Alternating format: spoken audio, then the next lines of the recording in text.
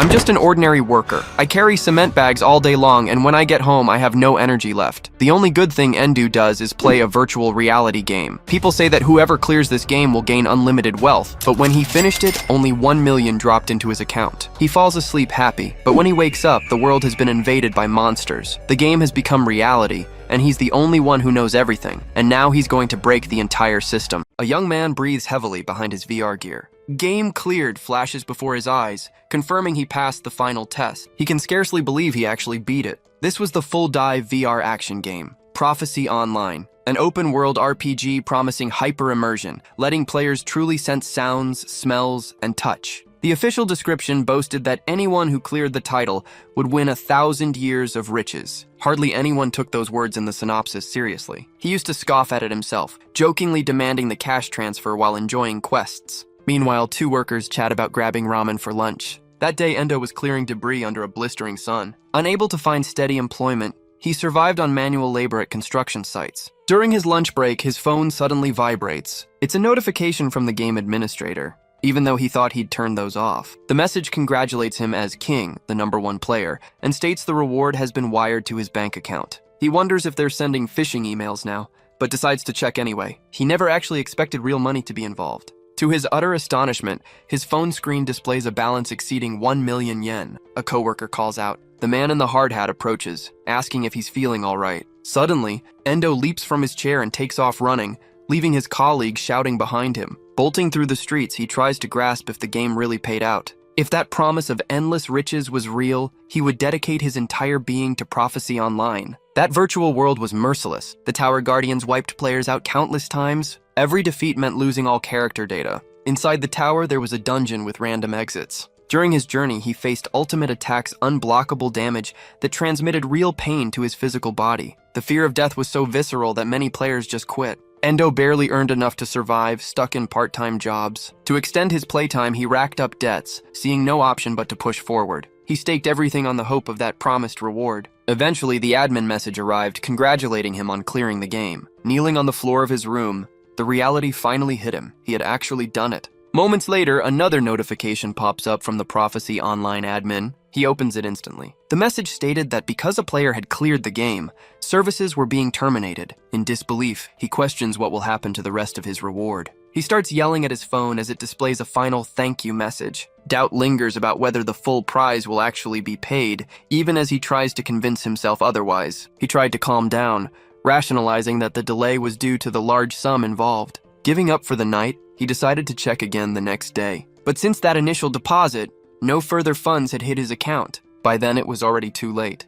He woke to his phone vibrating, wondering what was going on so early. A message informed him that the test of ice had failed, Moscow was destroyed, and a new event, the test of Earth, had begun, targeting Japan. Utterly confused by the meaning, he sat stunned. Meanwhile, a giant news screen broadcasted the situation in Moscow live. Where the city once stood, only ruins remained. The Russian government announced there was no hope for survivors. To make matters worse, an unknown creature had emerged and appeared to be attacking what was left of the area. A news helicopter approached the devastation. The reporter warned that a similar disaster was imminent in Japan. The disaster bore a disturbing resemblance to an event in Prophecy Online. Back in the studio, anchors debated the footage's authenticity, one blaming a natural disaster. Suddenly, the field reporter realized the creature was targeting their helicopter, and the feed cut out abruptly. Receiving no response, the anchor desperately called for Hayase-san, trying to reconnect. That's when the veteran gamer realized this was no natural disaster. Faced with the unbelievable, he knew the game had become reality. He left his apartment, determined to understand what was happening. On the street, a woman interacted with a holographic interface identical to the one in the game. He stared at the screen displaying info on the main event, the test of Earth. The admin's message claimed this experience would become an invaluable resource. As the only person who had successfully cleared Prophecy Online, he was the only one with the power to save the world. Opening his door again, he decided he would turn all that power into cold, hard cash. He used to wonder what would happen if Prophecy Online became real. Grinding spots had turned into battlefields. Ray was running toward the nearest dungeon. Amidst the chaos, people ran aimlessly. Public transport was dead. A man called out Ray's name. He asked why he was headed out after ignoring all the warnings. The young man recognized the guy. It was the loan shark. The debt collector said he was just on his way to Ray's place. He ordered him to turn around. Without hesitation, the loan shark flicked his cigarette butt right into Ray's face. About a year prior, the player had been inside the game, sitting by a campfire. A company was offering players a 200,000 yen interest-free loan. They would keep half the rewards. Thinking he'd only have to pay it back once he earned enough, Ray decided he had no choice. He took the loan. As soon as the money was gone, a new contract arrived. The interest rates were sky high. They claimed he hadn't passed the screening. Now, he owed 50% interest in 10 days. To try and cover the debt, Ray sought out lower interest loans to get the cash. But every time he tried to make a payment, the group deliberately cut off contact. They let the interest rack up to force collections. Back in the present, the loan shark confronted Ray. He told him he needed to repay the money he'd borrowed. The player shot back, claiming they had tried to pay, but the lenders refused to take it. The collector called Ray pathetic. He said people who don't want to pay always make up excuses. Even so, he said it was fine. There was something else he needed from Ray. Curious, he inquired about him playing Prophecy Online. Ray confirmed that the current state of the world was exactly like that game. Without warning, the loan shark grabbed him by the collar. He demanded to know everything Ray knew. Ray told Takuo to get his hands off him. The debt collector asked who he thought he was talking to. Ray replied that he would offer just one piece of useful information. He activated the beginner skill, Novice Fist. A flurry of punches connected with the loan shark, slamming the man against the wall. Ray informed the collector that in this current world, his rank was superior. Without looking back, the gamer ran off, leaving the man behind. Inside a nearby car, a girl asked if that had been a Prophecy Online skill. The driver next to her commented that he hadn't expected to find an experienced player so soon. According to him, law and order would soon collapse, and the entire world would be rewritten. He concluded by saying that things were getting interesting. Sometime later, Ray arrived at a location called the Goat Sanctuary. He confirmed the dungeon was exactly the same as the one in Prophecy Online. He immediately noticed there were people there. He moved forward down the long, torch-lit corridor. Suddenly, the scent of blood hit the air. The corridor ahead was littered with the bodies of monsters. Further up, a group examined a fallen monster. They noticed the newcomer arrive. A hooded man turned to Ray. He asked if he was a Prophecy Online player too. Ray asked if their group had killed all those monsters. The hooded man confirmed it. He said they were fire lizards, high-level monsters that would have killed Ray instantly. Ray argued back. He claimed those monsters were actually the weakest ones in existence. Another guy walked up and invited Ray to become his subordinate, seeing as he came alone and had no friends. The deal was to hand over half his gold in exchange for protection. Ray refused. He said he preferred playing solo. He also stated that, first off, he didn't think they could defeat that dungeon's boss. The group leader turned to his companions. He suggested that as soon as they beat the boss, they should kill Ray too. Several players agreed. They said it was better to have fewer people with info on the game. The leader declared his decision final. Anyone who disobeyed would meet with an accidental death. Ray thought to himself that the local boss, the Burning Goat, wasn't a difficult enemy. But nobody could allow someone else to deal the final blow. A timer showed 5 minutes until the door opened. Ray realized it was almost time. The group positioned themselves to block his path. Ray asked what their problem was, and if they were trying to block his way. One of the players confirmed it and told Ray to just wait there. He could have wiped them all out in an instant, but decided to let it slide this time. The group headed up the stairs, determined to be the first to defeat the boss. Ray concluded it wouldn't be too late to act after they were slaughtered. The countdown reached the final 3 seconds. Right after, the great dungeon door finally began to open. Ray decided to see just how far that group could get. The leader noticed the boy in black hadn't come in with them. He thought it was convenient not having any nuisances around. One of the members wondered if Ray had figured out their plan to stage an accident. The leader reprimanded his teammate, telling him to stay focused. A man with a shield bragged that with his gear, the boss fight wouldn't be a problem. Suddenly, a gust of wind surprised the group. An immense pillar of fire erupted before them. The leader could barely believe what he was seeing. A flaming hoof hit the ground with force. The Burning Goat, boss of the dungeon, finally revealed itself to the group. The creature let out a powerful roar and flung all the members backward. The leader panicked, not understanding how it all ended up like this. A female member asked Light what they should do. He yelled that they needed to retreat for now, but they discovered the door wouldn't open. Light was shocked by the situation. Light ordered the man with the shield to act as bait and block the attacks. The shielder hesitated, but the leader simply screamed at him to obey. The Burning Goat prepared to attack the shield user. The guy raised his shield, ready for impact. The creature then smashed him with its hammer. The man and his gear were completely destroyed by the blow. The monster picked up the remaining shield from the floor and just crushed it. Light called it a coward and a monster. The Burning Goat was supposed to be a low-difficulty creature. Even a level 1 player could beat it with the right strategy. However, this was the updated model.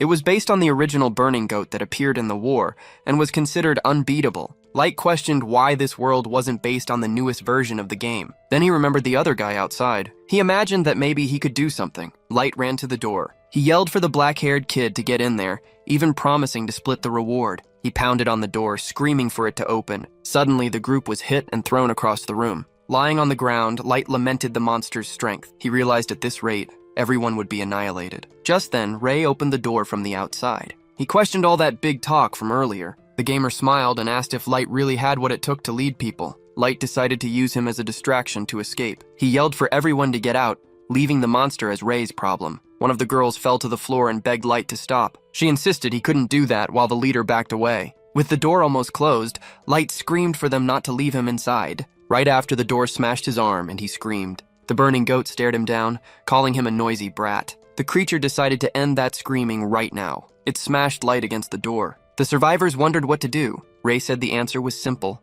As a sword appeared on the ground, he picked up the weapon. He commented that for a weakling, Light had a pretty good sword. The burning goat challenged him, asking if Ray wanted to die too. The creature attacked with its hammer, but Ray dodged the blow. He jumped over the monster, gaining an advantageous position. Upside down in midair, Ray asked what the problem was. He then advanced. With a single strike, he cut off both of the burning goat's horns. The two survivors watched the scene, completely shocked. Ray then turned to them. He offered to save them in exchange for 10 million. The girl tries to respond to the demand. Ray points his sword and sets the price at 10 million. He confirms he'll spare their lives if they pay the stipulated amount. The pair refuses, claiming that amount is impossible for them. Ray suggests they work off the debt if they want to stay alive. He imposes a condition: serve under his command and hand over 90% of all rewards. As a favor, he adds that he'll allow them to keep the remaining 10%. The pair revolts, remembering that Light only asked for 50%. Faced with their refusal, Ray turns away and says they have no other choice. Suddenly, a monster appears and accuses the humans of cutting off its horns. The creature prepares an attack, swearing they deserve to die 1,000 times over. The girl quickly conjures a barrier to block the imminent attack. Ray dodges by jumping.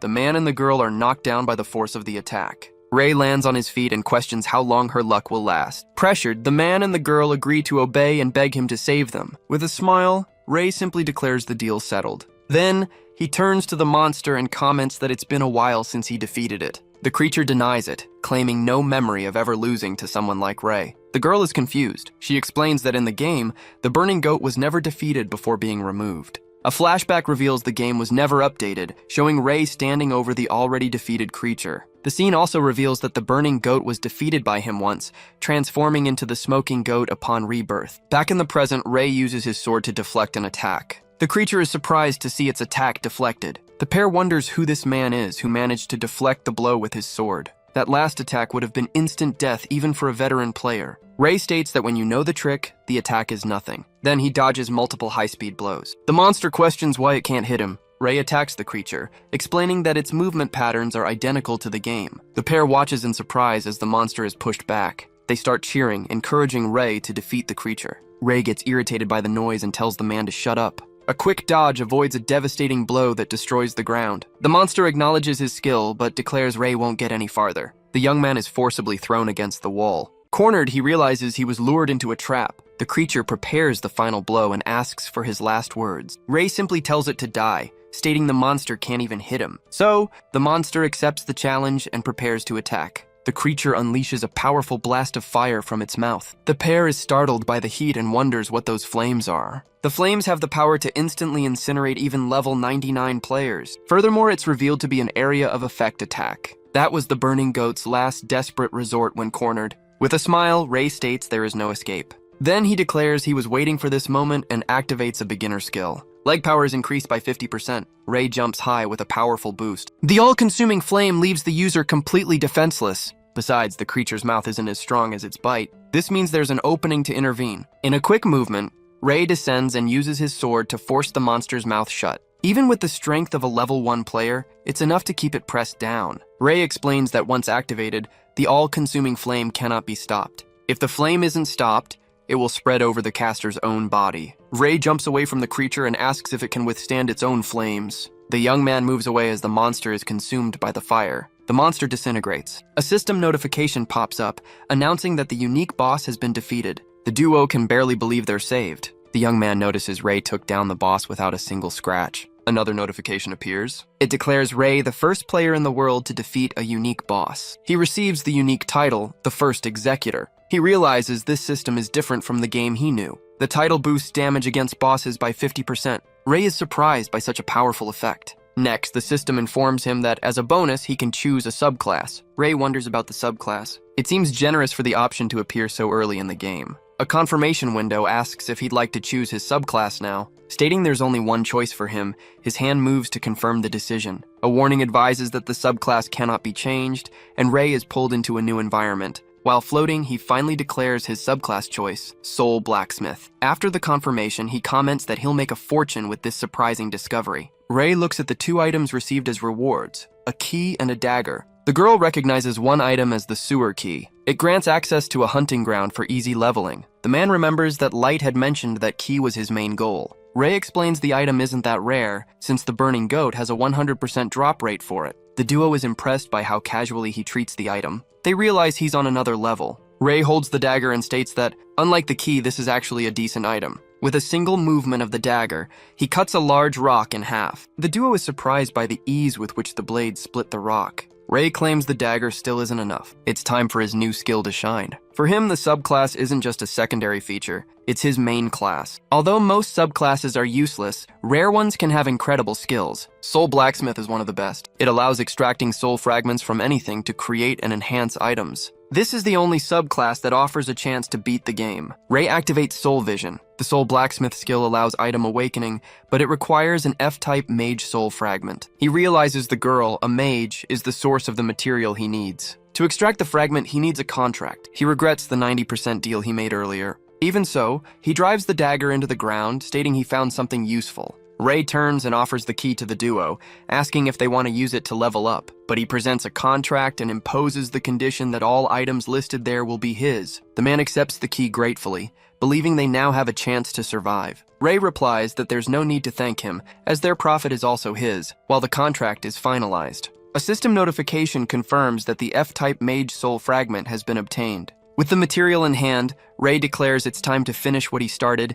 and activates the Soul Blacksmith skill. He raises the dagger and orders it to awaken. Ray holds the enhanced weapon while the system announces the success of the awakening, which increased its power and unlocked a new skill. He tests the new skill, Soul Cut, leaving the confused duo in front of him. Next, he unleashes a powerful cut that throws the duo back. The attack pierces the dungeon ceiling and tears open the sky outside. The girl looks up, completely surprised. The man wonders how a human can have so much power. Ray just comments that this will do for now. He ponders the next step now that he has a weapon and minimum skills. Then he turns to the girl who backs away. She prepares for the worst as Ray walks away, but the young man stops a short distance away, leaving her confused. Then he kneels beside the body of a fallen player. The girl watches and wonders if he's paying respects to the dead players. Ray just grabs the wallet on the ground, sees it's full, and says that will at least pay for the taxi. The duo concludes that this man might be even more dangerous than the monster they just defeated. Crows circle above the courtyard as Ray walks alone. He approaches a well in the center of the yard. At the bottom hides a dungeon. It's the perfect spot to grind for experience points. Goat dagger in hand, Ray plans to hog all the XP for himself. A coin flies straight at him.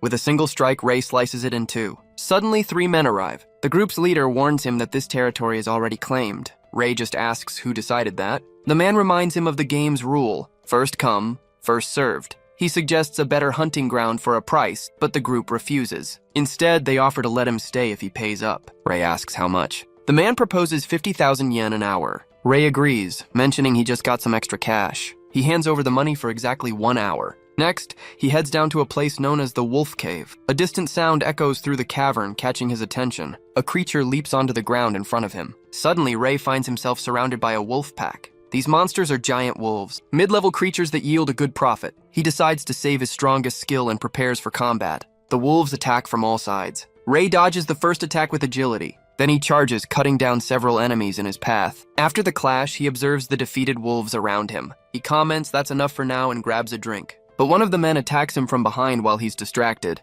Ray spins around just in time to block the blow with his dagger. He immediately counters with a swift upward cut. The strike hits the cave wall, forcing the man to retreat. The attacker recovers and comments that was close. Ray realizes his opponent is used to fighting. He accuses him of enjoying ambushes, attacking right after a battle against monsters. The man confirms with a smile. He loves these tactics. He explains he just waits for prey with good gear to show up. It makes the place an efficient hunting ground. Suddenly, the leader appears and remarks that Ray noticed the trap. He explains this spot is a meeting point for looters. The fact that they were alone was suspicious. The leader gets annoyed as Ray suggests they should have used a decoy group to fool him. But Ray reveals he actually figured it all out as soon as he saw their weapons. The bigger guy uses knuckle dusters that provide a reckless acceleration attack. The other one's sword uses high-frequency vibrations. A single hit would have killed him if he didn't know that. And finally, he mentions the leader's ring. Ray describes the ring as a troublesome piece of equipment. The leader apologizes and offers to settle the situation with money. Instead of paying, he throws a shower of coins onto the ground.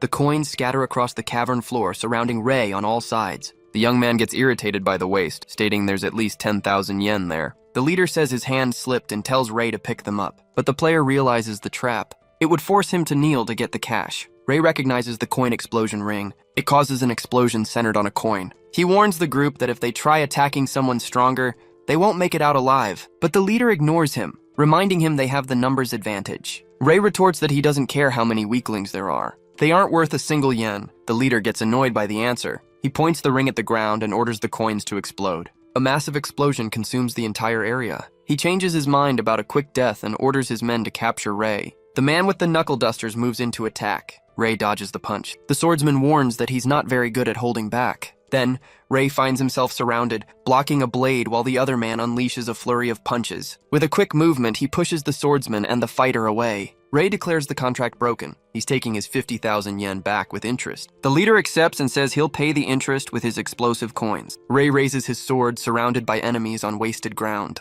He declares the contract broken. He's taking his money back with interest. One opponent accepts the challenge. He'll pay the interest with explosive coins. He tosses a coin and yells, "Coin explosion!" The coins detonate right in front of Ray as he charges forward. An enemy dives in for an aerial attack. Ray blocks the strike at the last second. The impact shatters the opponent's blade. Ray immediately counters with a sweeping side slash. The enemy leader watches from a distance. He wonders if Ray's weapon is an epic tier item. Ray leaps into the air to counterattack, but the leader claims he expected that. He declares they can't lose as he unleashes a barrage of coins. Ray disappears in a massive explosion. He calls the opponent an idiot for scattering his coins. Another enemy rushes in, readying a rocket punch. He throws the punch with full force. Ray's sword flies into the air. The attacker celebrates, thinking he connected and Ray is dead. Nearby, his teammate whines, wondering how much it will cost to fix his own broken sword. The leader approaches the fallen weapon. He states that no matter how good the weapon is, it's useless in the hands of a common human. Suddenly, a soul imprisonment skill activates across the battlefield. Chains burst from the ground, binding all enemies. The two henchmen scream as the chains immobilize them.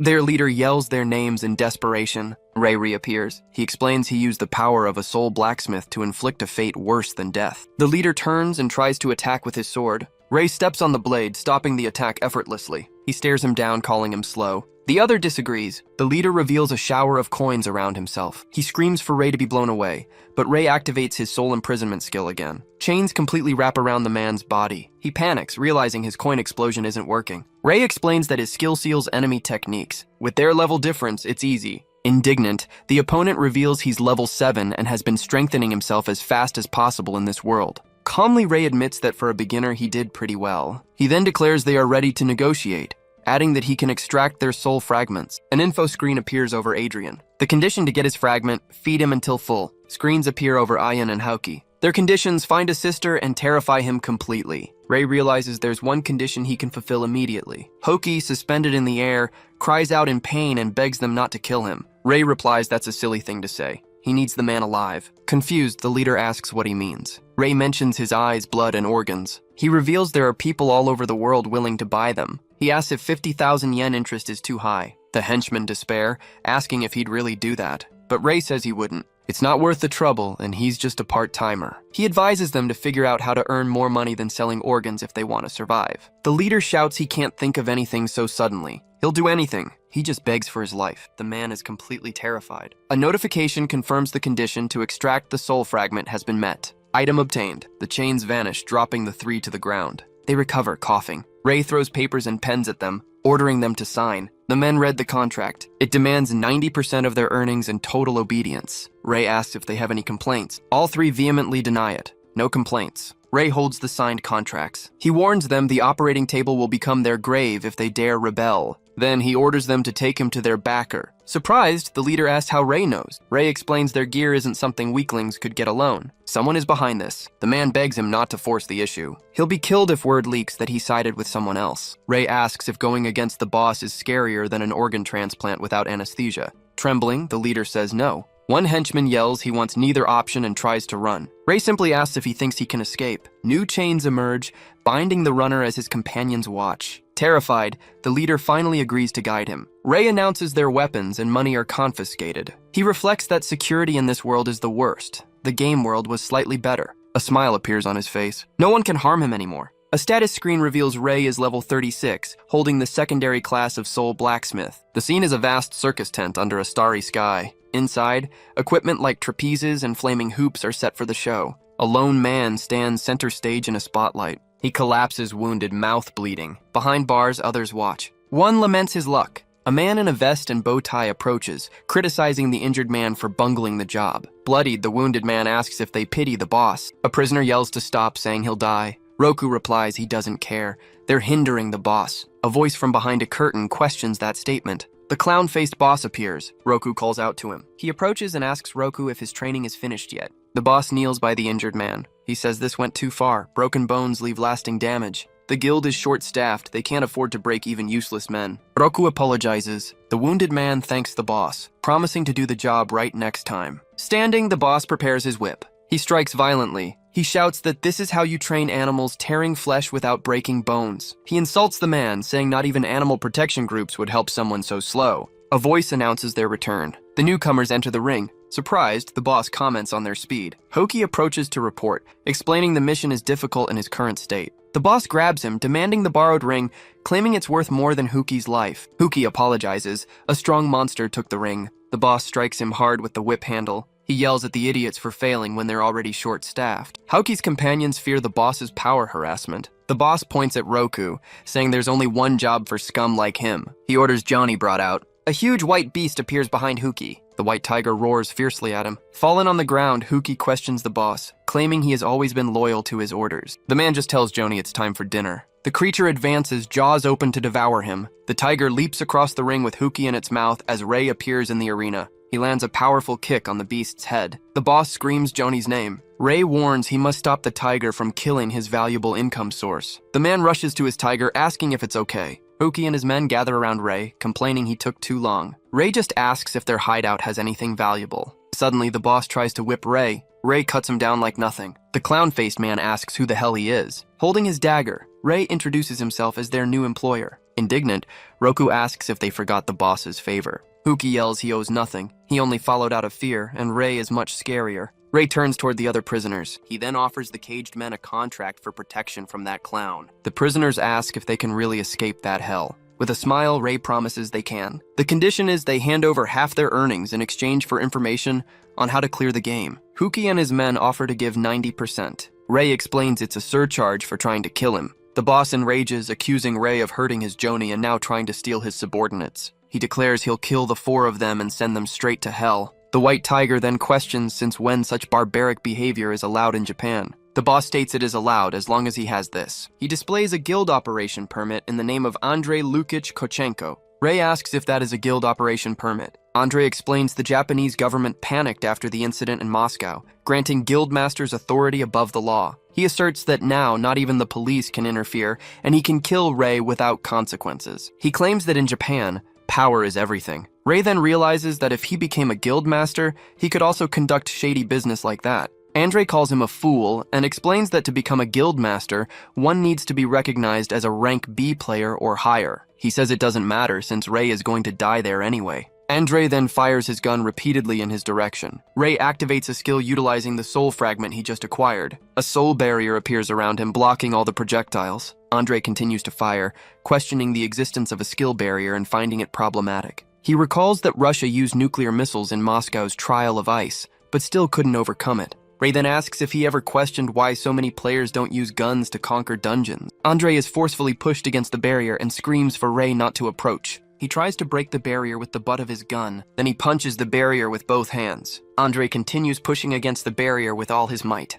Ray takes a step forward and tells him to remember this. Andrei screams while the barrier begins to contract and crush him. The barrier closes completely around him. Ray declares that skills outperform all weapons, and one shouldn't think it's possible to win with toys. The prisoners comment that even the boss could do nothing against him, and Ray asks for a final confirmation on the contract. He still offers as a bonus the chance for them to do whatever they want with the clown. The men in the cage shout that they have many resentments and will sign the contract if they can get revenge. Andre accuses him of doing that without a license and asserts the police won't remain silent. But Ray just questions who cares, reminding that it was Andre who yelled, "Power is everything." The cage opens and the men are finally released. Then a crowd of furious men surrounds Andre and Roku. Ray watches the scene, thinking he's gathered many income sources and will earn easy money with them. He decides it's better to wait for more impatient people to appear for judgment. A timer shows about a month remaining, and Ray considers the time perfect. The scene shifts to the imposing building of the Player Association headquarters. Ray arrives at the rank certification exam hall. While walking through the crowd, he hears a nearby conversation.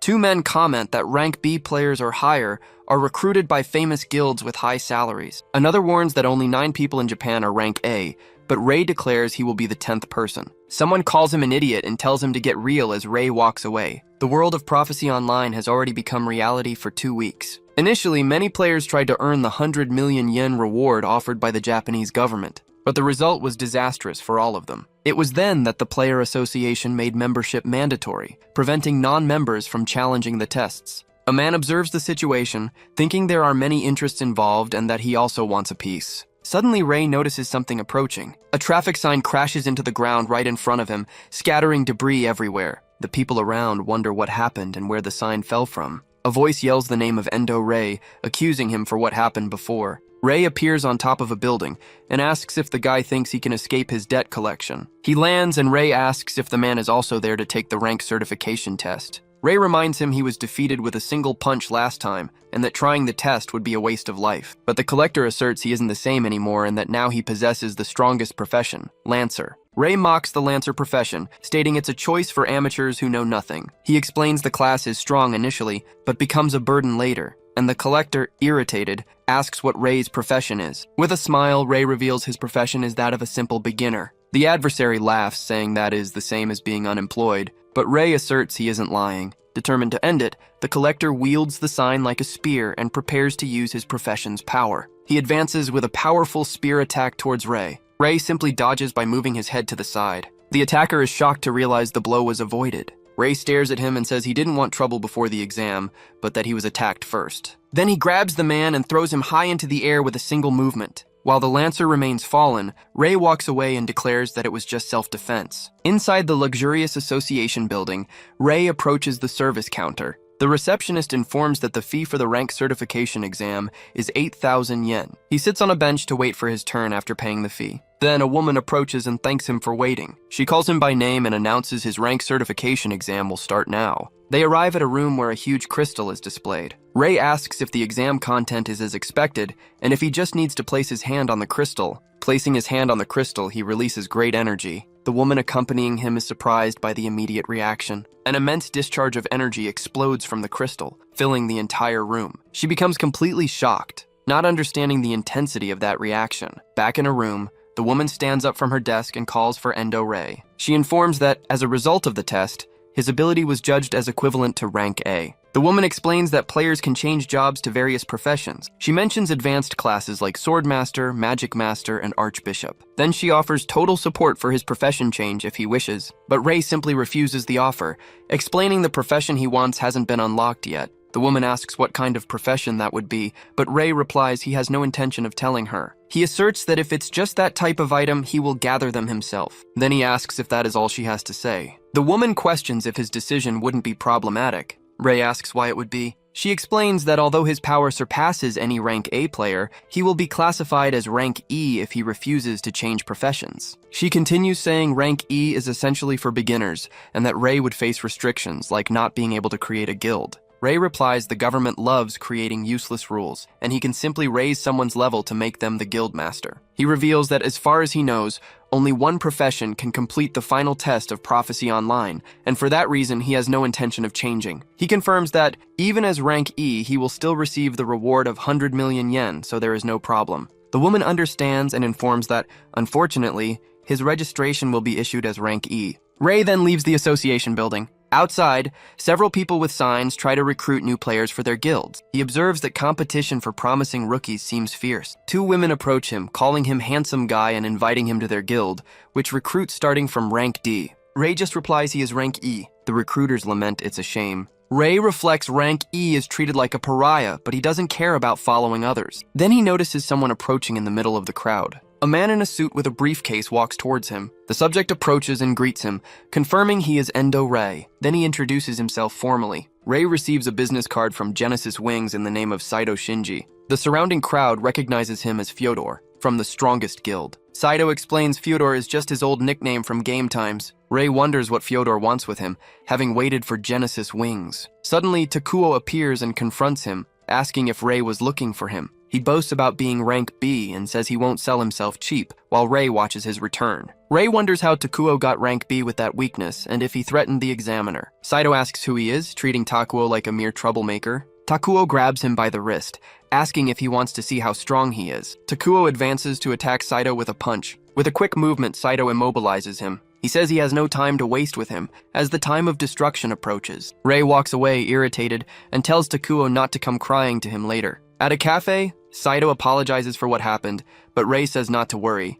as that guy is also a nuisance to him. Ray asks what his business is, stating it has nothing to do with a rank E like him. Saito explains the reason Ray is rank E is simply because he refused to change professions. Ray comments that the player association is very loose with personal information. Saito reveals his guild cooperates with the association, and that, with imminent destruction, they can't afford to be selective. He offers Ray the same amount his guild paid for his information if he joins Genesis Wings. Ray is shocked seeing the value of 10 million yen on the paper. He admits not long ago he would have accepted right away and still desires that money. Even so, he refuses the proposal, stating he doesn't intend to join a guild. Saito then asks what Ray thinks of the information they gathered. He explains his guild is creating the world's best wiki in cooperation with government agencies and would give Ray top-level authority. Ray asks if that information source possesses data on players who already cleared Prophecy Online. Saito replies absolutely not, as no one in this world has ever managed to clear the game. Hearing this, Ray simply says he understands and refuses the proposal. The sudden refusal surprises Saito.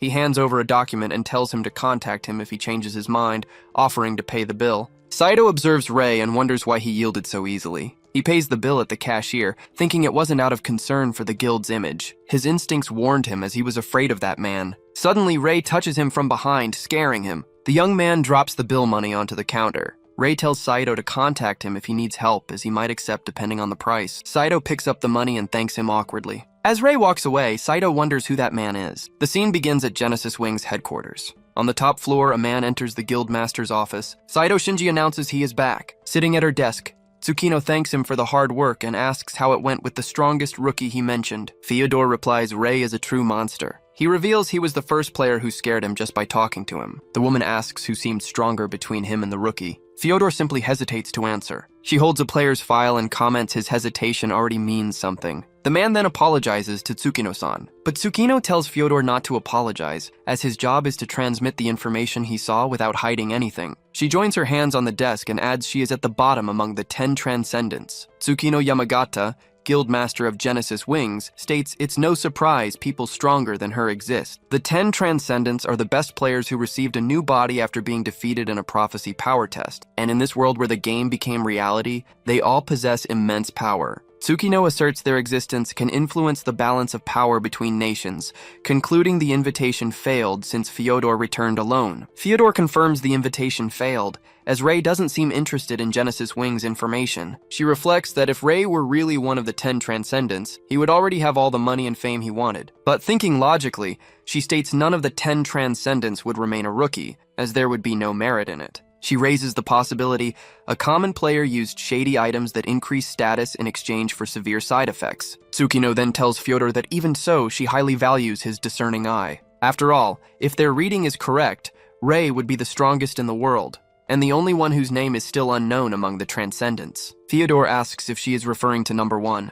It is explained the US used electronic espionage networks to locate 9 of them, but data on number 1 is corrupted. Tsukino asserts the corrupted data allegation is a US lie, and there are rumors they are hiding the last person. Fyodor replies he didn't believe that rumor until seeing him, but now he's skeptical. He concludes that very likely Rei is indeed the last one. With her hand on the desk, Tsukino says if he states that, chances are high they are right. She then orders Fyodor to warn guild members that from now on, any hostile actions against Rei are strictly prohibited. She compares him to an unknown nuclear bomb that can move in any direction and states they need to handle him with care. Fyodor agrees with the order. The scene then changes to another building in the city. A few weeks later, the money-making gang's base of operations is shown in a rented office. Someone calls for Rei-san. In the new office, a person asks if that is a good place for the TV, while another thanks him for the hard work. A man approaches Rei and opens a briefcase full of money, announcing he collected the day's tribute. Rei takes the money, says it looks good,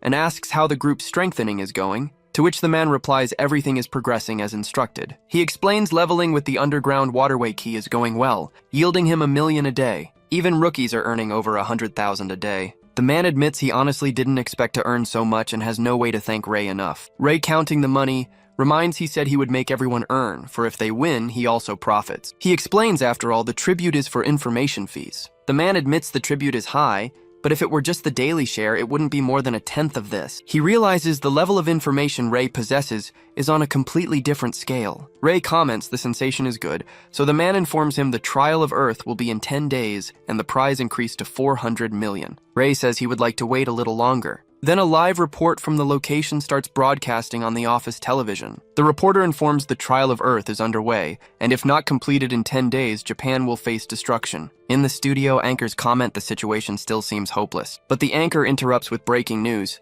announcing the Japanese government increased the reward to 1 billion yen. One of the gang members comments the government ran out of options and hopes a capable player appears. Rei warns that if they delay more, foreign guilds might start interfering. He decides maybe it's time to solve the problem. While putting on a coat, he states he'll handle it, and a companion asks if he's going alone. Rei confirms yes, as he cannot put the money-making gang in danger. The gang members look at Rei-san with admiration. Rei then declares that 1 billion is all his money. The other man simply replies he understands. Night falls over the Trial of Earth mountain. A crowd of players streams toward the dungeon entrance. A man is on his phone as Rei approaches the group. He stops right in front of them. Fyodor greets him. "Glad you made it." Rei cuts to the chase. "I have no intention of cooperating." Fyodor sighs. "A shame. I brought a very lucrative proposal." He offers 100 million yen to transport cargo. Rei asks, "Transport what?" Fyodor gestures to rows of stacked backpacks. "Deliver one of these to a guild member inside." Rei squats to inspect them. "What's in it?" "Food," Fyodor replies. Opening a pack, Rei reveals various supplies. He pulls out a chocolate bar. Fyodor smiles. "Our guild master's favorite. Their camp is at the 5th floor entrance. The clearing took too long and they're out of food."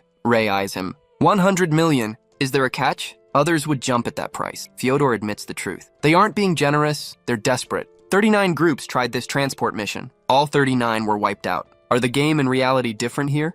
Rei asks. The first 4 floors should be a breeze. Fyodor reacts sharply. The mechanics seem the same, he explains, yet almost no one makes it to the 5th floor. The few who did are starved for supplies. Fyodor adds bitterly, only you and our guildmaster could call those floors a breeze. Rei grabs a backpack, questioning their lack of manpower, but notes he won't complain if the money is good. Shouldering the pack, he asks, any bonus for fast delivery? Fyodor hesitates, checking with superiors. He reports back, an extra 50 million yen for delivery within 1 day. Worth asking, Rei says. Then he declares, it won't take a day. I'll deliver it in an hour. Trial of Earth, 3rd floor. A giant monster attacks a pair of players. Run! The man yells to his partner. What about you? She cries. Thanks for everything. Now go! She screams his name. Michael! Suddenly Rei blurs past, slicing through creatures. Move it, he orders. The monster's attack is blocked inches from the male player. The woman calls him their savior. The fallen man gasps his thanks. They watch as Rei vanishes into the distance, wondering if he's already gone. Rei pushes onward through the 5th floor. Checking his watch, he notes the 150 million yen job was profitable. It took less than an hour. He looks ahead.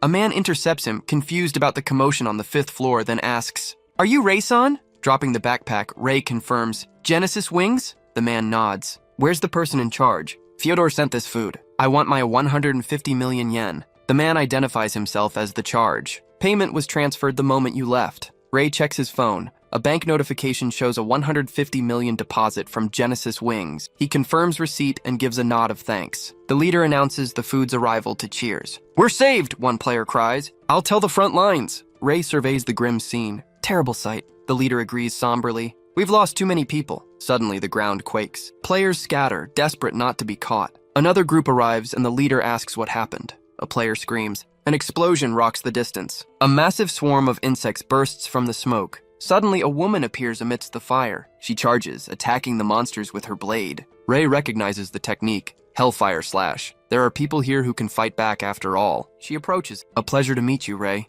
She thanks him profusely for accepting the transport mission. Then she introduces herself. I am Tsukino Yamagata, Guildmaster of Genesis Wings. Rei stares at her. Tsukino walks toward him. Then she stumbles. Rei catches her. She apologizes, explaining she hasn't eaten since the day before yesterday. Rei mentions he heard they were having supply issues. The other players grab the food. The camp is shown as the players gather. Inside a tent, Rei asks Tsukino if she's the strongest one there. She confirms it. Eating a chocolate bar, Tsukino reveals a secret. Even though she's the lowest rank, she's technically part of the 10 Exceeds. Rei questions the name. He thinks it's cheesy. Tsukino slams the table. She explains she didn't choose it. That's just what they called the top 10 strongest players back in the early days of Pro On. Rei asks about the top 10 and who determined that strength. Tsukino reveals it was determined by a US intelligence agency investigation, and all of them were identified, except for the number 1 player. She explains the top 10 received a reward from the game's operators. She asks if anything arrived for Rei. Rei asks how much they got. Tsukino clarifies it depended on the country, but in Japan, it was 1 million yen. He remembers. It was exactly that million that got him addicted to the game and almost ruined his life. But if he is the number 1 player, maybe it's better to stay silent. Wouldn't want to complicate things. Rei questions if it was only 1 million. That's pocket change compared to dungeon rewards. Tsukino agrees if you're just looking at the money, but she emphasizes that the game knowledge was far more valuable. She admits that knowledge didn't work on the local bosses. Rei wonders if even the top 10 players couldn't clear the Earth test. Tsukino replies that they are still just human. Without their game levels and equipment, clearing the dungeon in this state seems almost impossible. Hand on the table, Rei simply says he understands. He stands up. Mission accomplished. He tells them to let him know if anything else comes up. He'll accept depending on the reward. Then he turns to leave. He plans to defeat the 5th floor boss and grab the 1 billion yen reward. Tsukino yells for him to wait. She asks if he would cooperate to defeat that floor's boss, but the other guild members object. They claim they'll defeat the boss alone. They can't trust someone with dubious intentions. Tsukino reminds everyone she forbade hostile actions against Rei, but they still protest. She says she understands how they feel, but Tsukino doesn't want to lose any more comrades. In a flashback, she attacks a monster with her Hellfire Slash. A player informs Tsukino-san that the front lines have collapsed. They can't advance any further. She orders everyone to retreat. Those who can must help the wounded. Tsukino argues that retreating now prevents more sacrifices. A guild member tells Tsukino-san to leave it to him, but she screams for him to fall back. The creature's attack pierces his shield, and immediately after, the young man's back. Tsukino states that the more of them survive, the better. She declares that if Rei can clear this test, she wants to bet on that possibility. The other guild members listen to her decision. Tsukino declares that clearing the Earth test and bringing peace to Japan would be the best tribute to the comrades who gave their lives. Rei turns around. He warns that he doesn't want dead weight. He claims he can easily handle the boss alone. Tsukino observes his confidence. It increases the probability that Rei is the last of the 10 Exceeds. She wonders how he will fight and decides she'll find out in battle. Outside, Tsukino gets ready. She reminds Rei he said he'd accept work depending on the reward. She proposes they join forces in the boss battle. Rei comments he's starting to smell easy money. Tsukino realizes he's not interested in the reward for killing the boss. She understands they are a burden. She suggests he think of the reward as compensation for the trouble they've caused. Hearing the word compensation, Rei demands 10 million yen per person. He stipulates the first half be paid up front. Whatever happens in the battle stays between them. Rei adds there are no guarantees of survival. The reward will be split among the survivors. Tsukino smiles. She says it looks like they have a deal, surprising one of the members. She announces to everyone that they will join Rei in the fight and orders them to prepare. Rei reflects that with 10 million per person, he can make a fortune. The young man turns to face what's coming. Then a swarm of insectoid monsters appears before them. A guild member questions the number of enemies. While Rei offers to clear them for a fee, Tsukino asserts she will handle it. She declares she won't let anyone interrupt her meal. Tsukino unleashes her infernal cyclone upon the creatures. The guild members cheer for Tsukino-san. Rei comments that it wasn't bad at all. She eats something quickly. Sword in hand, she calls for Rei-san to follow. Rei confirms the down payment. He wonders how she finished so many snacks in just 10 minutes. He announces that now it's time to face Japan's first challenge. The group prepares to advance and finish the mission. Rei charges in, taking on the monsters with just his dagger. A guild member remarks to Tsukino that Rei seems a bit full of himself. He expected flashy skills. Instead, he notes that Rei is relying solely on physical attacks. Tsukino tells him to look at the fallen monsters. She points out the lack of external wounds. Rei is killing them with a single strike. The man admits Rei is skilled, surprisingly so. Tsukino notes his movements are unnervingly precise. He has no need for grand techniques. The group finally reaches the entrance to the 5th floor boss room. One of Rei's companions comments that it's been a while since they've seen this door. A young woman voices a bad feeling. A guild member asks if she's alright. Tsukino simply tells them to move. Facing the entrance, she declares they will avenge their fallen comrades. She warns everyone she's going all out right from the start. They acknowledge the plan. With a battle cry, Tsukino leads the charge against the boss. The group faces a giant spider hanging from a web on the cave ceiling. It is the Vermilion Spider, the 5th floor boss of the Earth Trial. Tsukino, along with 2 other members, launches a combined attack on the monster. Their skills result in a massive explosion, striking the boss dead on. One companion asks if they got it. Rei simply answers, no. Tsukino looks up in surprise. The spider attacks with one leg. The impact throws the players back. Without a scratch on it, the boss begins firing webbing. Tsukino realizes their attacks aren't working, even though insect-type monsters should be weak to fire. Rei explains that while the attribute is correct, their attack power is insufficient. The Vermilion Spider readies another web attack. Tsukino is hit by a jet. She warns everyone to beware the sticky webbing. She continues dodging, warning them not to get caught. Escaping alone will be difficult. The monster then begins flooding the area with its webs. Rei quickly pulls his 2 companions out of the attack's path. He lands, dropping the 2 onto the ground. Stuck in the webbing, one of them apologizes to Rei. Rei says there's no need for thanks. If one of them dies, his reward is cut by 10 million. He tells them not to push it, they're being a nuisance. He suggests charging them 1 million for every rescue from now on. While the others continue fighting, Rei watches the battle from a distance. He activates his soul vision and looks at the spider. His ability reveals something. He can extract a soul fragment from Tsukino if he gives her the biggest surprise of her life. Deciding to try something flashier, he stomps firmly on the ground. With a burst of speed, he launches himself high into the cave, soaring above the spider. A weapon materializes in his hand mid-air. He dives toward the boss, delivering a vertical blow to its leg. The spider reacts, attacking him with another leg. The impact is enormous. Tsukino and the companions recover from the shock. She calls out for Rei. They watch the creature regenerate, believing it's all over. Not even Rei could have survived that. Leg regenerated, the monster questions if they thought they could erase it with such a pitiful power level. But Rei uses a soul fragment to strengthen his arm. He catches the spider's attack with a single hand. The guild members are stunned. Not only did he survive, he stopped the blow single-handedly. Then, he spins the monster's massive body in the air by its leg. With a sharp movement, he slams the creature forcefully into the ground. The spider lands on its back, exposing its underbelly. Rei reveals the monster's weak point is the abdomen. Seizing the opening, he advances and strikes the exposed spot with his blade. The guild celebrates the victory, but Rei asks them what they're misunderstanding. He issues a short warning. This is just the beginning. The boss's body begins to transform. The spider's carcass contorts, taking on a new form. A brilliant light erupts from the transformation. One guild member complains about the blinding glare. The monster finally reveals its new form. Sharp blades have replaced its legs. One player observes that the creature regenerated, and that's not all. The spider towers over the group, now much larger than before. Rei explains that this is the Vermilion Spider's second form. It is far more aggressive. A member laments that they could barely handle its first form. Rei simply states it's because they are weak, then casts his soul web. He uses the web to propel himself toward the creature. The spiritual threads wrap around the monster's body. The spider is completely immobilized by the technique. Following up, he activates the soul incineration matrix, using several soul fragments. Sensing the danger, Tsukino orders everyone back. Rei commands the monster to burn. Flames consume it. The creature is engulfed in intense fire. Tsukino realizes the destructive power is dozens of times greater than her own. A player asks if they got it. Rei remains silent amidst the flames, which soon begin to fade. A massive explosion tears across the landscape. A lone figure watches from afar. A man tells Tsukino it's over. She replies that she's just glad everyone is safe. Suddenly,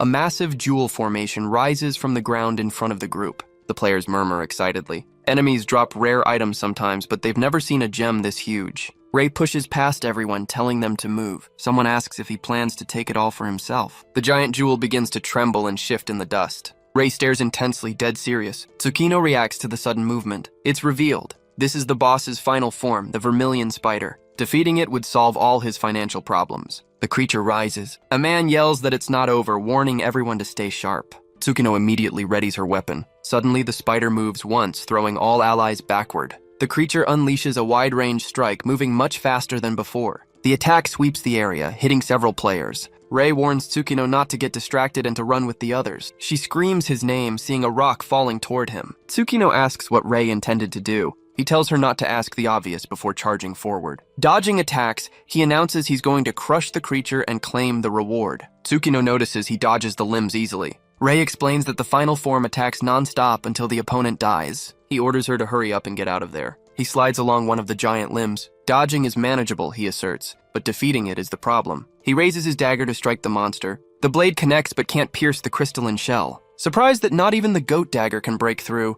he starts thinking of a plan. Rei jumps high into the air, announcing he'll attack the weak point. Mid-air, he steels himself and activates his soul reserve. The other men question what he's doing, saying he's just asking to be attacked. Smiling, Rei simply says, "Here it comes." The creature's limb lunges and pierces his chest. The impact jolts him violently. Everyone present, including Tsukino, watches in disbelief. Tsukino screams Rei's name, seeing him suspended in the air, impaled by the creature's limbs. Smiling, Rei states that he finally caught it. The crystal creature reacts instinctively. The dagger in his hand begins to glow, and Rei yells, "Soul Rampage!" Immediately after, he unleashes a flurry of strikes, severing the limbs holding him. The attacks smash squarely into the monster's main body. The creature begins to shatter mid-air. Rei falls amidst the crystal fragments. The monster's remains explode upon hitting the ground. He lands in the center of the crater. Lying down, he comments that even knowing it would hurt, he needs to heal so he doesn't die. A system window reports that Soul Reserve has 3.12 seconds remaining, and several healing spells are cast.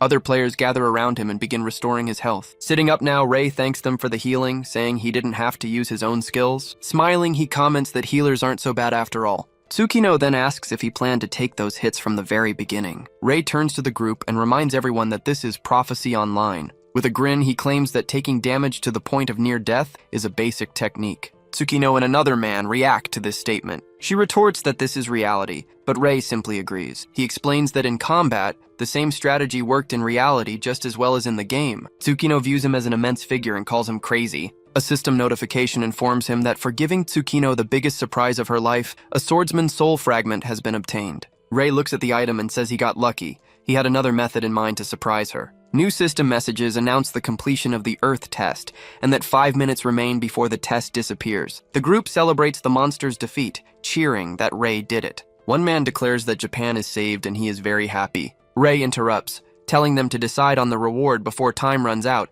while Tsukino stands still. He states the promised reward was entirely his, but asks them to receive it and transfer it to his account. Tsukino turns and confirms that basically he's passing the credit to them. The news that the rookie Rei defeated the vermilion spider of the Earth test will be widely spread. Tsukino explains it's better to report it as a victory for a large guild to increase the reward for the next test. Rei needs to ensure his information doesn't leak so it doesn't hinder his financial gains. Tsukino asks if money is the only reason. As guildmaster, she thanks him, but finds it strange to take the credit.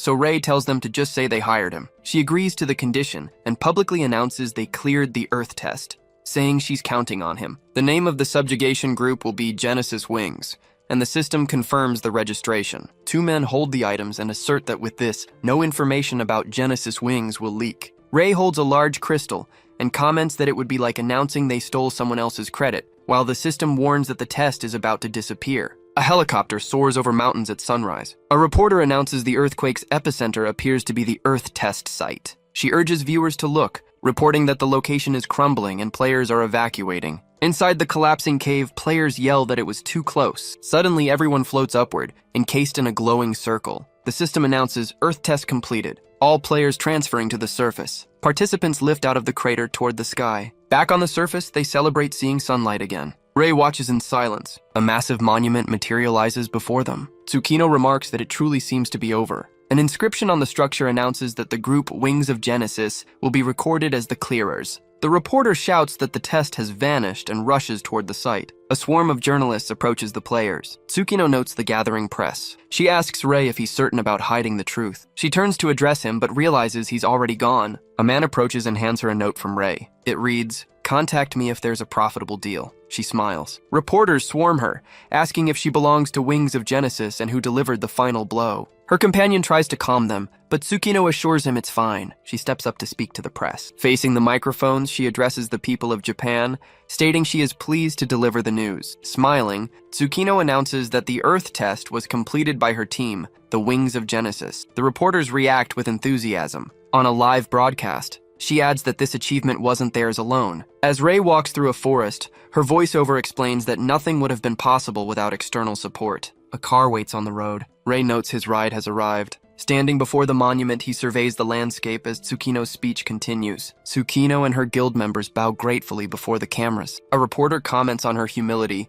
calling her the leader of the strongest guild. Tsukino smiles confidently. Inside the car, Rei observes that Tsukino seems to be handling it well. He remarks that the spotlight can be profitable, but he has no desire to be hounded by the media. He considers that creating a separate public face might be the best way to manage the situation. Rei mentions he's starving and asks to stop somewhere. The car speeds down the highway. Breaking news announces that the nationwide Earth test has been cleared by the Wings of Genesis. In a boardroom, a report states this national-level clearance is only the second in history. A group of people watches the broadcast gravely. The scene shifts to a modern office building, housing the Gold Farm Player Guild. In his office, Rei checks his phone and announces a fresh deposit of 1 billion yen. Two men overhear and complain that they haven't received a single yen. They gripe about the incomprehensible work Rei makes them do. Gathered around a table, they wonder what exactly they are building, but one advises against overthinking it. At the desk labeled Clerk Rei, he is the supreme authority commanding absolute obedience.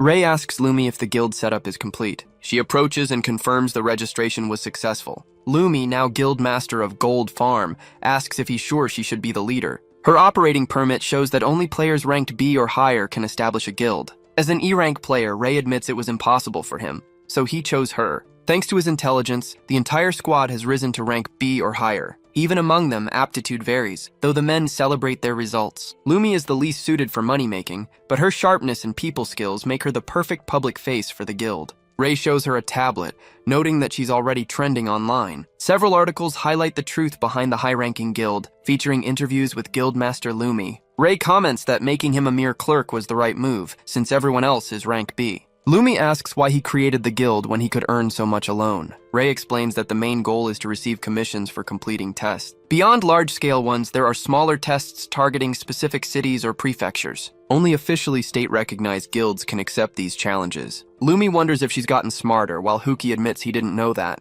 Lumi approaches Rei with a tablet, listing low-difficulty tests with high rewards. Rei refuses and hands her a document, telling her to accept that test first. Lumi asks what it is. She reads that the reward is only 5 million yen, and questions if there aren't better offers for that difficulty rating. Huki whispers, wondering if Rei doesn't care about the money, but Aion warns him to be careful or he'll get killed. Lumi deduces that if Rei chose this test, there must be something more valuable than the reward. He confirms. Smiling, Rei instructs them to ensure they don't miss the chance to accept it. Lumi locks eyes with him and confirms she understands. A car speeds along a winding road through a forest. On the phone, Rumi updates Rei. The task was successfully accepted. The reward is just over 5 million yen. Good work, Rei replies. He lets her know they'll reach the location in about 30 minutes. Suddenly, another call comes through. It's Yuji on the line. He reports that he was monitoring the test site, but suspicious individuals have entered. Rei asks how many. 5 people. He asks if Yuji was spotted. Wasting no time, Rei ends the call. He orders Yuji to leave the rest to him and get out of the area immediately. Rei stares out the window, pondering the unauthorized entry. He notes that these don't seem like ordinary people. He decides it's time to hide his face. He begins creating an enigmatic mask. A system window pops up, asking him to select materials for item generation. He decides to use the soul fragment obtained from Tsukino. However, the automatic generation shows a very low success rate. Instead, he opts for the manual process. The system warns that the manual success rate is undefined, and failure could cause damage. Rei confirms anyway. The transition to the soul world begins. He drops into a digital space. To harmonize the soul, he floats toward a large alignment circle. The system informs him the success rate is extremely low. The time limit is 60 minutes. Time passes rapidly as he struggles to align the pieces. Finally, he achieves alignment with only 5 seconds remaining. Time runs out. The structure compresses into a single object. With the soul fully harmonized, the system confirms 100% success. Rei examines the object in his hands. The system confirms the enigmatic mask has been successfully created. Rei turns to the driver and asks to be let out right there. He exits the car and watches the vehicle speed away down the road. Alone, he places the mask over his face. Wearing the mask, he assumes a different appearance for the mission. Now transformed, he walks toward a large mansion. Inside, he finds monster carcasses. He notices the smell of burning is still fresh. He heads up the stairs, concluding that someone was here before him. He approaches an open secret passage in a bookshelf. Seeing the hidden door ajar, he realizes they are after the secret test. Tests are categorized by their scope. Large-scale ones target nations, while small-scale ones target villages. Small-scale tests are generally easier with smaller rewards, but there are exceptions. Those exceptions are the hidden tests. They are randomly generated and possess higher difficulty, but rare items can be obtained. Descending a spiral staircase, he concludes that players with significant information must be down here. He then encounters a group of 5 hooded figures. A white-haired man identifies him as someone from the Gold Farm and says they've been waiting for him. Ray just stares at him in silence. When Ray questions the Gold Farm reference, the man realizes his mistake. Dismissing it, the hooded figure claims he can perceive everything just by looking at him. Ray warns them that he has no intention of completing the test for their benefit. The man replies that won't be necessary because they have already completed it. He reveals a golden box. He asks if this is what Ray came for, the evolution box. Ray realizes they arrived first. He asks what would happen if he was there for the box. The man tosses the box to him. Ray catches it firmly in his hands. With a smile, the man says he's giving the box as a sign of goodwill. In exchange, he floats up and asks Ray to accept a task for them. The mission is to prevent the completion of a certain small-scale test, regardless of the means used. He suggests that for a player capable of finding this place, eliminating the test group would be easy. Ray understands the purpose behind the request. He identifies the group as a shadow guild. He claims they are planning the same thing they did in Argentina. About 2 weeks ago, the city of Mendoza failed a test and fell into ruin. Companies listed in Mendoza were hit by massive short selling, almost as if someone had predicted the collapse. Still holding the box, Ray comments that a shadow guild was the culprit,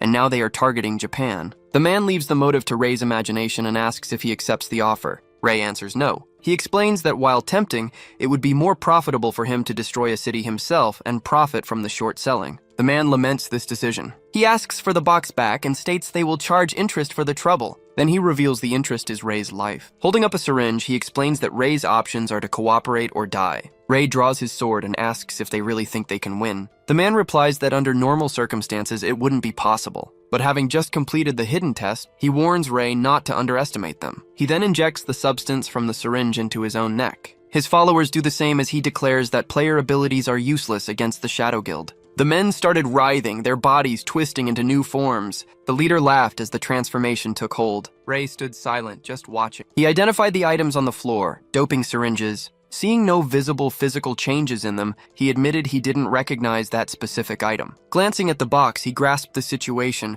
and decided to just leave with it. The transformed group charged him. One hand clenched a small detonator. Suddenly, the box Ray was holding detonated. The leader and his followers cackled at the explosion. He stalked through the lingering smoke, stating that players were easy to fool because they always assumed their opponent would play along. He explained that the plan was to divert attention away from their bodies and toward the box. In the midst of the smoke, he lamented not securing a pawn, but told them to make good use of the relics. Suddenly he turned, noticing something behind him. The leader stared at the crater, realizing there was no body, just the box sitting in the center. His followers were abruptly hit by a surprise attack. Engulfed in flames, he pointed to the side, screaming that the enemy was over there. Ray's doppelganger attacked the men amidst the fire, and one of them cried out that even Ridge-san had been caught in it. The attacker ordered him to burn to death, but the disguised Ray remained unharmed within the flames. Someone approached the leader from behind, commenting that it hadn't been bad judgment. The real Ray emerged, pointing a dagger at him, and said he was wrong. Using the soul-binding ability,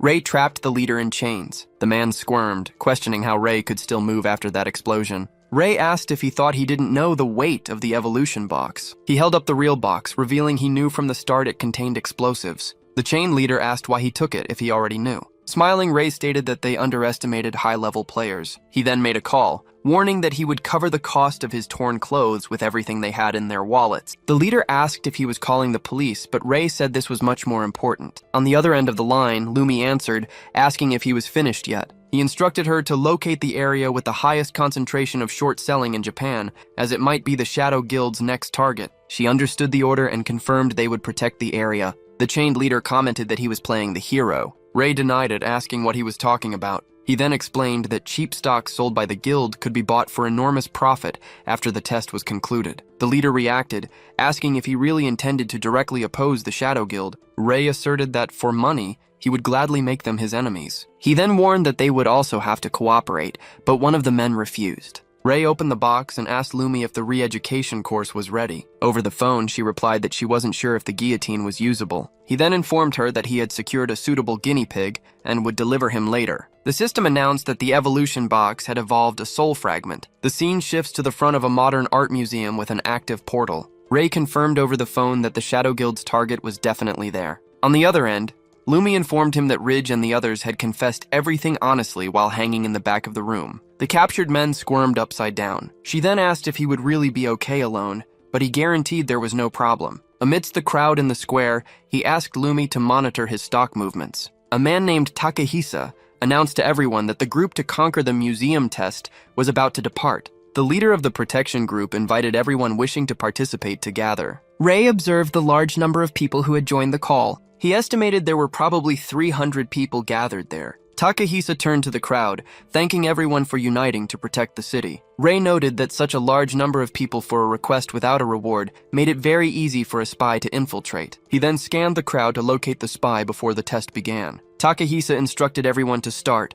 and to call loudly for help if strong enemies appeared. Ray noticed the lack of strategy, but saw it as an opportunity to act freely. As people entered the portal, he located the spy and planned an ambush. He then confirmed that the Shadow Guild had exactly 107 people participating, everyone except him, accounting for 106. Ray revealed that out of the 107 participants, 106 were Shadow Guild spies, excluding himself. Then a man pointed forward, asking everyone to proceed with caution. The group entered an enormous art museum with statues and paintings everywhere. Ray approached a statue, commenting that everything there looked expensive. Immediately, he was cornered by a group of men in a hallway. One of them held a spray can and smiled at Ray. Suddenly, an explosion launched two men through the air. Ray found himself surrounded by various enemies amidst the chaos. He plowed ahead, knocking down multiple adversaries at once. The blonde man called them undisciplined dogs for attacking him with so much power. A man ran down the hallway, asking what was happening. He found Ray with the fallen men and heard that he had merely returned the attack. The newcomer advanced with a dagger, screaming for Ray to die. Ray caught the blade between his fingers. The aggressor was astonished to realize he couldn't advance.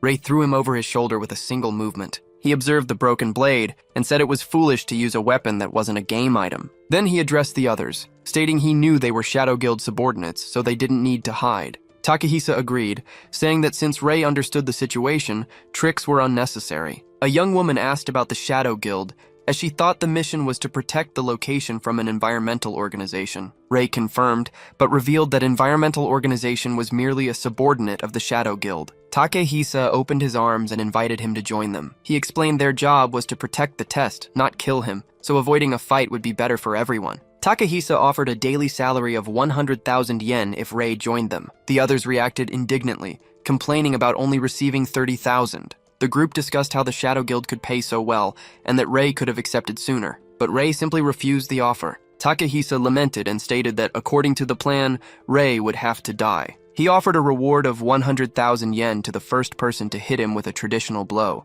One of the men incited the group to work together and kill him. Everyone advanced in a coordinated attack against Ray. He remained calm, facing the onslaught. In an instant, Ray moved and knocked down several opponents at once. Takehisa ran toward him, screaming for him to go to hell. Ray hit him in the face with a knee strike. Then, he placed his hand on his back and trapped him with soul binding. Takehisa, immobilized, was struck in the back of the neck. Ray dusted off his hands, stating that should solve it. He observed the two survivors cowering, begging for their lives to be spared. On the phone, he stated he would accept that as a gift from the Shadow Guild. Ray informed Rumi that he had secured a great harvest of 100 new recruits for the Cash Cow army. On the other end of the line, Rumi Sato asked if it was 100 people for the re-education course, since the instructors didn't have that capacity. She then clarified that, at the very least, the rebel leader would need to undergo re-education. A sword flew in Ray's direction. The collision caused a violent explosion. Ray dodged, leaping backward. He commented that the masked man had finally appeared. The man in the mask asked when he realized.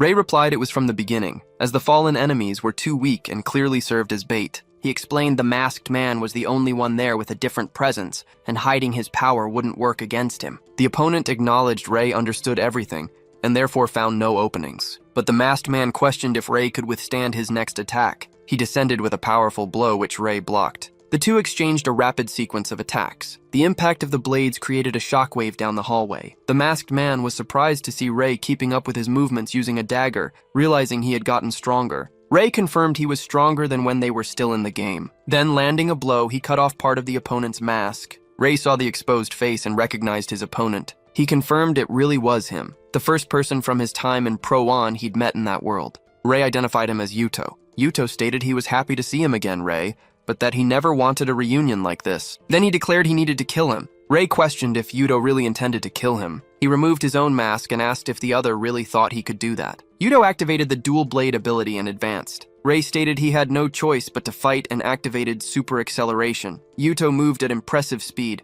impossible to follow with the naked eye. Ray tried to block, but the blows were too fast. He continued defending while commenting on Yuto's absurd speed. Then he activated Soul Eye. His analysis revealed Yuto's status and how much longer the acceleration would last. Ray blocked another blow and asked if it was almost over. Their blades crossed in a scorching clash. Ray then found an opening and kicked Yuto hard. The impact hurled Yuto far away. Approaching, Ray commented that, despite the good speed, Yuto's attacks didn't have enough strength to kill him. He activated Soul Binding and trapped Yuto with spiritual chains. Yuto despaired at not being able to move, as that ability shouldn't work with such a level difference. Ray stated the difference between them was overwhelming. He lifted him into the air, but recognized him as an exceptional player. Ray then invited him to leave the Shadow Guild and use his abilities to earn money alongside him. Yuto just replied that he couldn't. Ray asked the reason, but he refused to explain. Then Ray threatened to reinforce the soul binding. Yuto screamed that he really couldn't talk, because if he did, that person would. Ray asked who that person was and then demanded to know where Hisashi was. He quickly deduced that Hisashi was being held hostage. Yuto admitted that, as expected, Ray understood everything. Ray realized there was more behind this and threw him against the floor. It is explained that Prophecy Online was a game famous for its extreme difficulty, keeping players away from high-level dungeons. In this scenario, having comrades capable of fighting together on the front lines was rare. Yuto and his younger brother Hisashi were exactly those comrades. Ray became strong enough to face bosses alone, but over time, the difference in skills separated them, although they still talked via messages. He never imagined that after so much silence, they would meet again like this. Ray then asked directly where Hisashi was. Yuto replied that he didn't know, as they never revealed the location to him. He knelt and implored Ray to use his soul blacksmith sub-profession to find his brother. Ray confirmed he had the ability, but reminded him this wasn't a game anymore. He asserted that in the real world, he only moved for money. Yuto then offered everything he had in his wallet. He bowed until touching the floor and begged Ray to save his brother. Ray asked if Yuto had something of his brother's for the search. Yuto handed over Hisashi's cap. Then, Ray activated Soul Search, using the cap to track Hisashi Maeda. The search failed, and a message appeared stating the target was not found because he was already dead. Yuto went into shock upon hearing the result. The young man processed the information that his brother had died. The image of the killer appeared. Raven, the Hiller. With a clenched fist, Yuto called him a bastard. Ray asked if he knew the man in the image, and Yuto confirmed yes, as it was Raven who had held Hisashi hostage. He swore he would kill him. Yuto grabbed Ray by the arms and begged for help, offering to work for him for as long as necessary. He asked Ray to help him kill Raven. Ray admitted he was also irritated as he considered Hisashi a younger brother. Yuto felt a glimmer of hope, but Ray ordered him not to jump to conclusions. He walked away and stated he had no time for battles that didn't pay. Yuto tried to call him back. At that moment, Ray's cell phone vibrated. Tsukino sent a message asking if it was true he fought against the Shadow Guild at the museum. Ray looked at the phone, wondering where that information came from. She then revealed she received a request from the government to eliminate the Shadow Guild headquarters for 1 billion yen. Ray reacted upon discovering such a request existed. Tsukino explained she knew about the order because it was an unofficial requisition sent to Wings of Genesis. He asked if there was no problem leaking it, but she replied she only disclosed it because it was him. Tsukino added that the Shadow Guild headquarters possessed over 10 billion yen in assets that could be seized. Ray then turned his gaze to Yuto and asked if Raven was at the Shadow Guild headquarters. Yuto confirmed that Raven was the head of the Japanese branch and rarely left the main base. Smiling, Ray said he changed his mind. He gave a thumbs up and stated he would help Yuto get his revenge. It was announced that their group, Gold Farm, would also participate in the request. Ray walked calmly down the street. Then, he received a message from Tsukino, informing him that the police had located the Shadow Guild headquarters and were investigating the site. He confirmed if the address was the 12th floor of the LM building. On the other side, Tsukino was surprised he already knew, as they had just received the information from the government. Rei replied he was doing his own investigation and asked if she needed anything. Tsukino asked him to help with the operation, as the police wouldn't be able to handle the Shadow Guild. Rei asked what the reward was. The offer was 100,000 yen for each captured guild member and 100,000 yen for each protected police officer. Tsukino guaranteed she would negotiate with the government, and if they refused, Wings of Genesis would cover the payment. Rei accepted the deal without hesitation. He turned to Yuto and informed him the police had also found the Shadow Guild base. Yuto got excited and said to finish it quickly. Rei stopped him, explaining that for the Shadow Guild, Yuto was still dead and it was better to keep it that way for now. Yuto agreed and said he would wait. Before walking away, he asked Rei to be careful, as the place could be full of traps. Under the sun, the imposing Shadow Guild building rose in the distance. Rei approached the area cordoned off by the police. An officer blocked the way, explaining the building was interdicted due to a supposed gas leak. Rei revealed he was sent by Wings of Genesis to help with the investigation. The policeman apologized and led him inside the barrier. Once in an operations room, the officer announced the arrival of reinforcements sent by the guild. The superior, irritated, questioned the presence of more people interfering in his jurisdiction. He glared at Rei and told him not to get in the way just because he came on higher orders. Then, he turned to the team and ordered the invasion to begin. Rei advised him against doing that. Immediately after, a massive explosion rocked one of the building's upper floors. Everyone looked up as shrapnel and debris began to plummet. Rei activated Soul Thread and launched himself upward. The threads extended into the sky, forming a large net that intercepted the rubble. An officer on the ground commented that it was close. Rei asserted he could also save the men inside. He dove toward the building just as another explosion blew out the wall. Landing forcefully on the destroyed floor, he observed fallen bodies of police officers. Coldly, he commented that, as expected, the place was empty. Then he saw a policeman moving. He pulled the victim carefully and told him not to die, reminding himself that this was worth 100,000 yen per head. Using his threads, he gathered all the wounded safely. He descended along with the group of police officers, and the men on the lower level asked if everyone was okay. Rei stated his work there was finished and walked away, while one of the men thanked him. Yuto met his colleague outside and commented that it finished quickly. Curious, he asked how it went, and Rei explained the Shadow Guild had already fled, as they knew about the police movements. Then the friend questioned him if he had any idea where other bases might be. Rei replied that was the only place he knew. Yuto explained he threw away all items loaned by the Shadow Guild, but clues might have remained at the museum. Rei stopped him, explaining he already limited the hideout options to avoid his own location being discovered. He stated that, with the police in motion, it would be difficult for the guild to secure an office or warehouse. The identities of the culprits must be clear through surveillance camera images. Yuto realized they would need a place without cameras, easy to guard and discreet. So he suggested an abandoned dungeon with few resources, and Rei confirmed his guild, Gold Farm, was already investigating it. The young man got confused and asked what Gold Farm was. Rei simply replied it was his guild. Then he informed Yuto that he was now a compulsory member and needed to start contributing. Yuto asked if the other members wouldn't join the fight, but heard they wouldn't. Rei explained their schedule was full, and he could call them at any time, however, that would decrease profits. A message from the guild appeared informing that, out of 36 dungeons, the Castle of Carnage was the only closed type with respawn conditions. Since there was no address, a map appeared showing the location in the mountains. Rei observed the Castle of Carnage, concluding it would be a convenient base if they could control the respawn points. Despite the difficulty, the rewards and experience were terrible, making the place a perfect hideout. Then he asked if that special request mentioned earlier was ready. Yuto was surprised that Rei had waited for that and prepared something, but received only a confirmation. He presented a large white car, stating it could handle even the toughest mountain roads. Once inside the vehicle, Rei ordered him to drive as fast as possible and promised to pay any speeding ticket. Yuto stepped deep on the accelerator. The car shot off at high speed, jumping off the city ramp. The car's navigation system indicated to go straight. Seeing the traffic clear, the driver warned his companion it was time to go,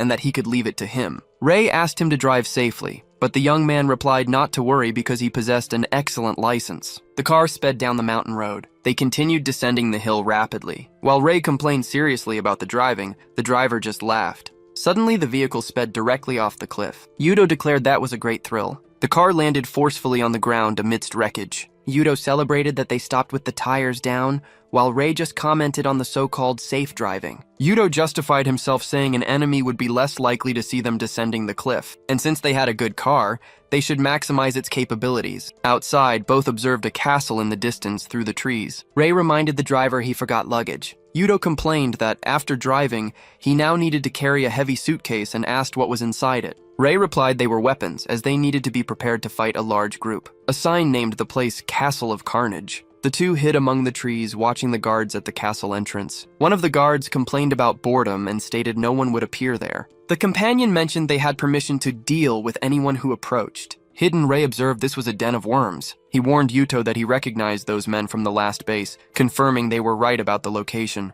Then he asked about the place's security scheme. Yuto explained the previous base was disguised and had no guards, but this place was different. The other bridges were destroyed and a barrier was erected over the walls, leaving only the gate as an entrance. Ray concluded they were concentrating firepower at the narrow entrance. This meant that, while controlling that gate, they could completely block any intruder. Yuto alerted not to lower their guard, as at the last base there were at least 30 people. Next he asked if the enemies were strong, and Ray replied the henchmen weren't much. But as far as he knew, the Shadow Guild had 3 people as strong or stronger than him, named Jack, Clokey, and Raven. Yuto might have stated average players wouldn't stand a chance against them. Ray smiled, finding it amusing that there were 3 opponents as strong as Yuto. Yuto commented the partner's confidence was reassuring. Ray suggested sealing the base so no one escaped, since there was a reward of 1 million per head. Yuto questioned if he was doing this just for the money, and Ray asked if he needed another reason. He considered that for the total reward, they could risk letting some escape and simply invade. Ray asked if this Raven guy was quick to flee,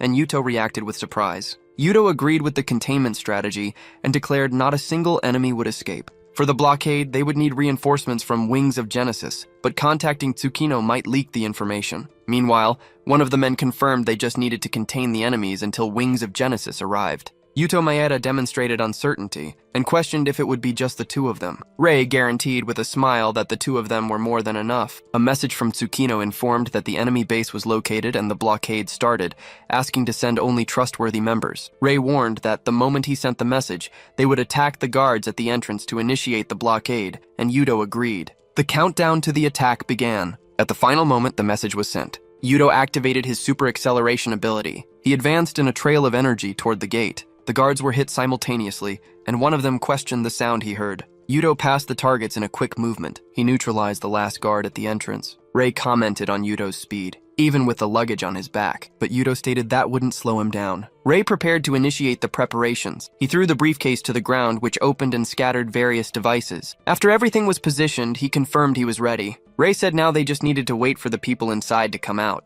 A security camera on the roof of the building was activated. A group of men ran out from the interior with orders to kill the invaders, and Ray commented they were coming straight for the reward. He then positioned himself, saying it was time to gather the money. Ray activated his coin explosion ability, which hit the group of enemies full on. He commented that, as expected, it was better to eliminate the weakest ones at once. One of the survivors in the smoke alerted his companion to be careful with the next attack. Ray appeared and attacked him, asking if that was what he called being careful. He wondered if he had already defeated 100 people, considering this more lucrative than some judgments. Yuto warned he was almost finishing too, but suddenly stopped. An enemy with claws leapt toward Ray, while Yuto yelled a warning with his name. Yuto intercepted the attack and cut the enemy in half. Ray asked if the partner was hiding some ability, and Yuto confirmed yes. He explained he wouldn't reveal all his tricks in front of a surveillance camera. He also asked not to say his name as someone could lip read. Ray believed they had provoked them enough. He prepared to destroy the camera, questioning if he should do it because it was in the way. He threw his weapon and destroyed the surveillance camera. In a meeting room, a group watched the broadcast cut off at the exact moment of the attack. The Shadow Guild executive Raven announced they had arrived. A woman informed that one of the invaders was the traitor Mouse Maeda Yuto, but the other's identity was unknown. She added that the search in the nation's database brought no results. Raven reflected that Yuto must have discovered his brother's death and that his family always interfered. In a flashback, someone called for Raven in a building during the night. Hisashi Maeda entered the office to ask questions about the next mission. Raven turned and asked if the job shouldn't have been easy. Hisashi, Yuto's younger brother, replied the issue wasn't difficulty, but the reason for the assassination. He explained the client claimed to be a rich person with a grudge, but he couldn't believe it was true. Raven questioned him if the information was accurate and asked if it was a lie. He stated killing and getting paid was all that mattered, while Hisashi asked if the superiors planned to destroy Wings of Genesis. Raven commented the lad had some interesting ideas. Hisashi insisted the target was a friend from the game, a gentle healer who wouldn't hold a grudge against anyone. Hisashi stated there was no reason to kill his friend, and the only explanation was that the goal was to crush Wings of Genesis. Healers were explained as easy and rare targets, and their influence was significant when they left an organization. Raven questioned what the benefit would be in killing such a weak target, and asserted the Shadow Guild wasn't idle. Hisashi then realized their plan was to prevent the completion of the trials. Currently, Japan's trials forces depended heavily on Wings of Genesis. If the guild were destroyed, the Shadow Guild could profit from the trials failure, interrupting progress as they wished. Raven called him smart, but said his formulation was incorrect. Then he suggested it would be faster to eliminate an entire nation. This becomes possible if Wings of Genesis disappears, provided they manage to activate another national trial. Hisashi backed away horrified, while Raven stated that was none of his business. The lad's life would end there today. As a shadow advanced along the floor, Raven trapped him with the Shadow Bind ability. The shadows wrapped around him and lifted him into the air. Hisashi encouraged the aggressor to kill him, because then his brother Yuto would be free. He revealed he was held hostage to control Yuto's actions,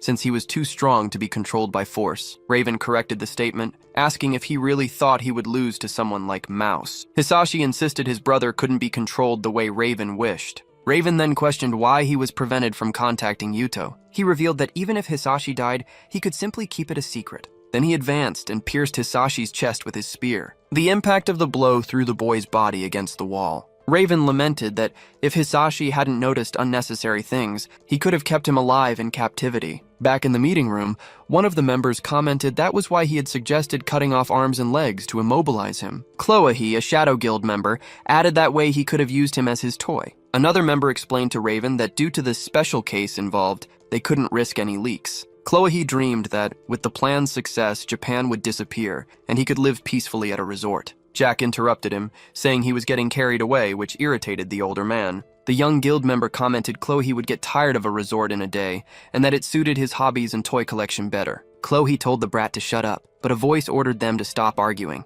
Another member offered Jack a promotion to HQ if he consumed an entire nation, but he refused, preferring to be on the front lines. Chloe held a sword and stated killing people was more fun and better for health. Raven heard that was very much like him, and then asked how the men downstairs were doing. A woman informed they sent disposable soldiers for the attack, but all were being annihilated. She explained it was because of Mouse, as the soldiers couldn't handle him, so Raven warned he would intervene. He grabbed a weapon from a wall rack and called Chloe and Jack to go along. Chloe questioned if all that effort was really necessary for just 2 rats. Raven warned him not to underestimate Mouse, stating a cornered rat would bite a cat, and since they couldn't accurately appraise the other man's strength, he needed to act. Raven then leapt into the air with his weapon in hand. He declared they must crush the enemies with overwhelming power, transforming them into the dew of his spear. The floor was covered with defeated enemies. Ray commented that was exhausting and wondered how many adversaries still remained. Yuto replied he wasn't sure, but believed they had already defeated more than half, and because it was money, he didn't care that there were still more. Turning around, he noticed a new opponent arriving in the distance. Ray asked what happened,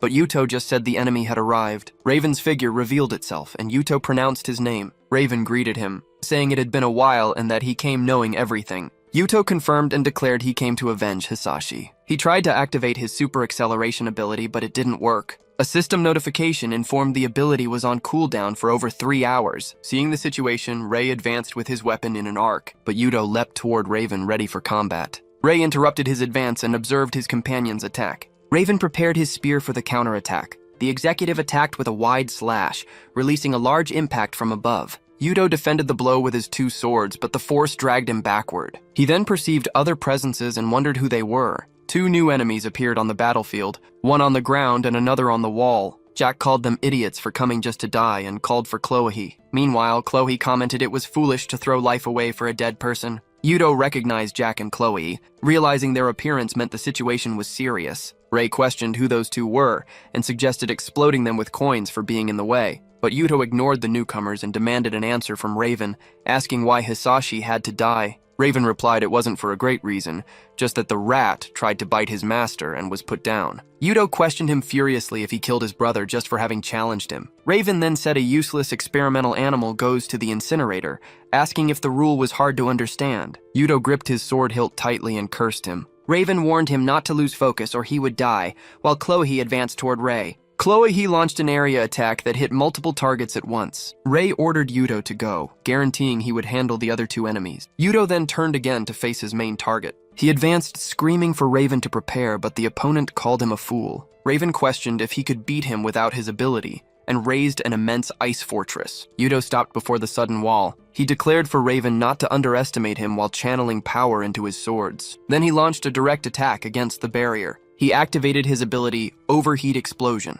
The attack destroyed the ice fortress, and Yuto advanced through the debris. He believed he had caught his opponent, but Raven just smiled. Ray, however, was surprised by Chloe's blade at his neck. Yuto changed targets and launched a combined attack of Slash and Coin Explosion on the other enemies. The explosion hit the area where Jack and Chloe were. The impact of his own technique threw him backward, and Ray asked what he was doing. Ray warned Chloe to stay alert, questioning what would have happened if he hadn't interfered. Yuto faced an immense ice pillar created by Raven. He recognized that, if not for Ray, he would already be dead. Ray reminded him vengeance became impossible if he died, and that saving his life cost 100,000 yen. Then he guaranteed Yuto didn't need to worry, as he would make him win. Raven questioned Ray, saying he didn't recognize him and asking if he was the one who interfered in the mansion and museum trials. Ray accused him of making baseless accusations while realizing they knew about Gold Farm, but not about his identity. Raven didn't understand why he would risk so much to side with Mouse. Smiling, Ray replied, the reason was obvious as he was doing it for money. Raven questioned if he would make the Shadow Guild an enemy just for that reason. Ray advanced to attack,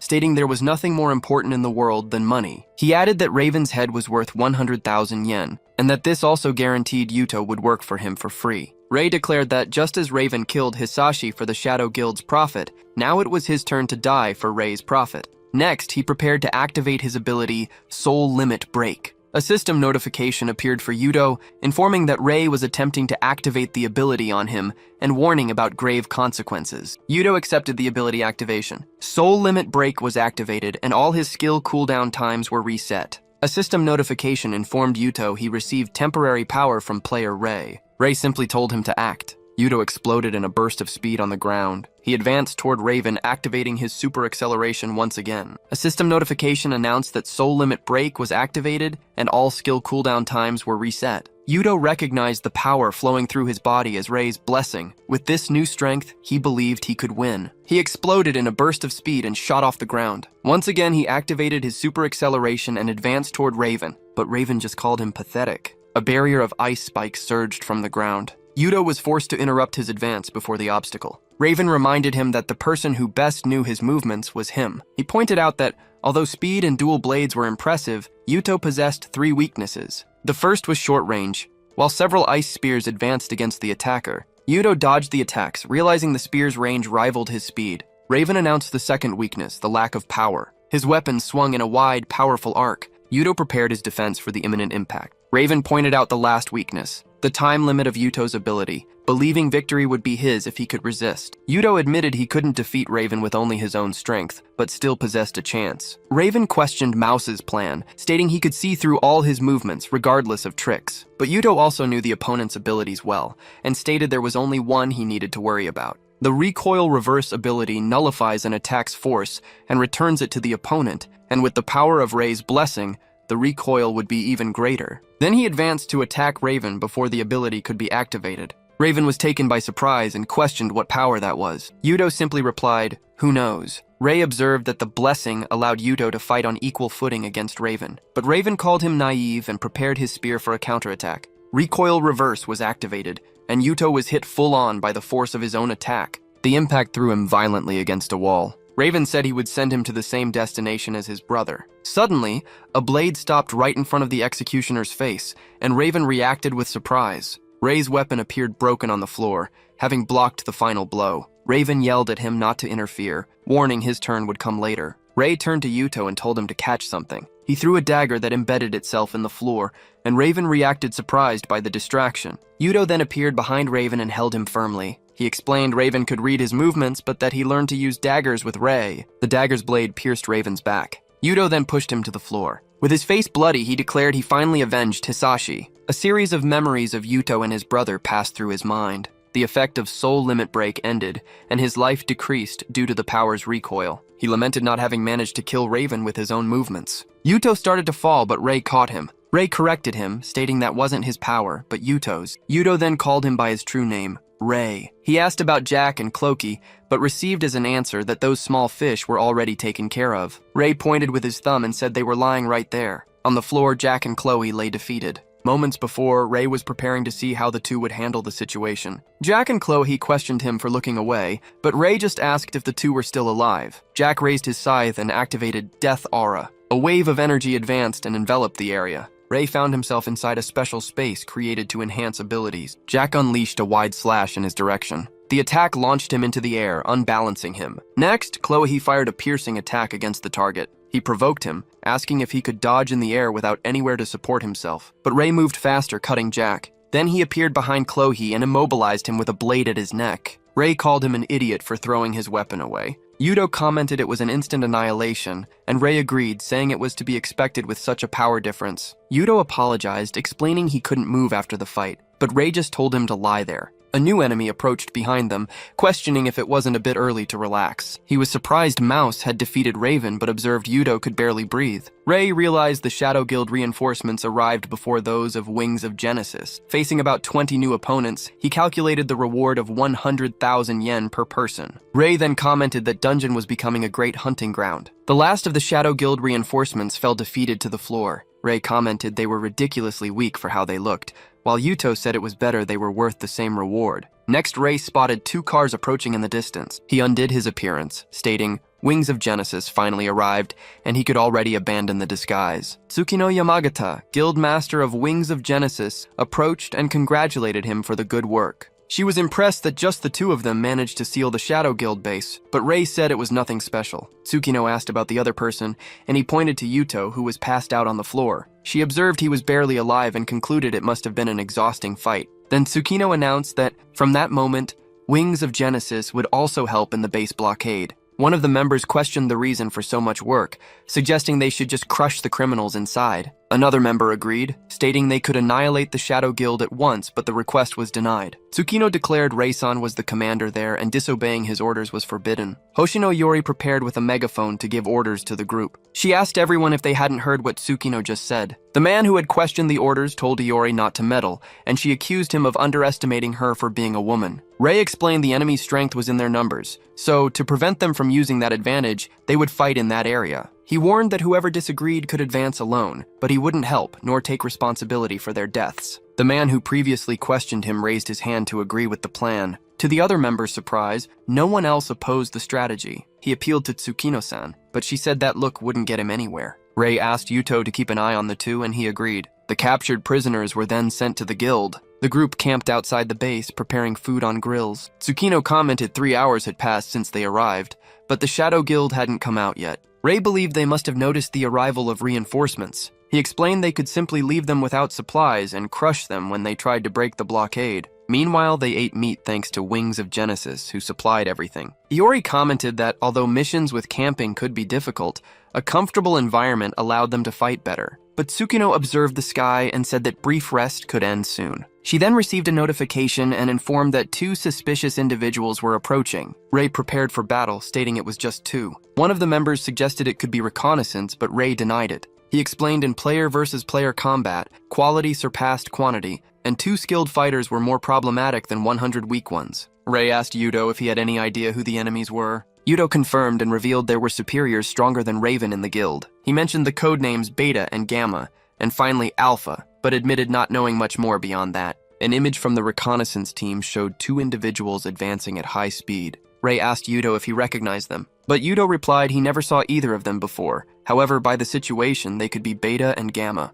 Rei then deduced someone could be hidden in the castle for a pincer attack. Tsukino offered to face one of them alone. She suggested Rei-san face one, she another, and everyone else handle the last one, but he told her to do as she wished. Yuto alerted everyone to be careful, as he only met Alpha once but never saw anyone so sinister. Rei turned to Tsukino and asked if stronger enemies meant bigger rewards. Tsukino Yamagata lamented the reward per person was fixed, stating it was more lucrative to take down weaker enemies. One of the leaders left the remaining team captains in Yuto Maida's care, who accepted the responsibility. Tsukino raised her sword and asked if everyone was ready, receiving unanimous confirmation from the team. Under the full moon, screams echoed through the location, and everyone wondered what was happening suddenly. Tsukino immediately ordered everyone to retreat. A large explosion happened right in front of the group. The impact hurled various members far away. Facing the destructive power, a member reported some were hit and requested medical help urgently. One of the newcomers realized not everyone was eliminated and ordered a new shot.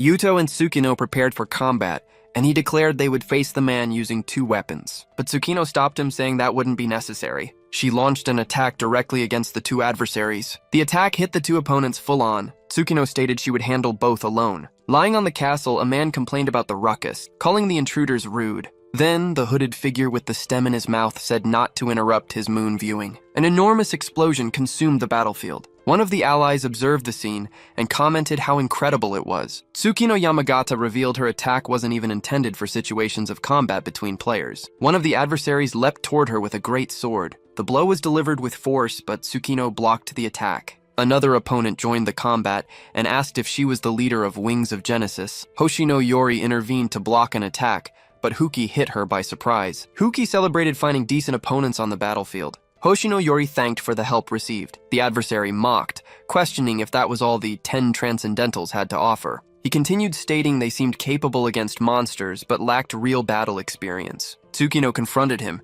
saying not to underestimate the 10 Transcendentals and their vast experience. The opponent clarified he referred to experience in killing people. Jack leapt into the air and announced the activation of one of the abilities. He adjusted his glasses while an interface appeared in front of him. Tsukino was hit suddenly by an attack coming from behind. The master composed herself and faced her new opponent, who wielded a peculiar sword. Then she realized she was wounded and bleeding. Her vision began to distort, while a status alert confirmed she was poisoned. Teammates screamed her name in worry. One of the healers immediately launched an area healing spell over her, but the healing effect caused even more damage to Tsukino. The young healer realized her magic didn't work. The adversary revealed it was useless, as there was no healer strong enough to negate his poison. Tsukino understood the situation and drove her sword into the ground for support. She decided to finish the fight quickly, before the poison spread completely. Then she advanced with a powerful blow against the enemy. The opponent was forced to retreat by the intensity of the attack, commenting on the frightening power. He provoked Tsukino,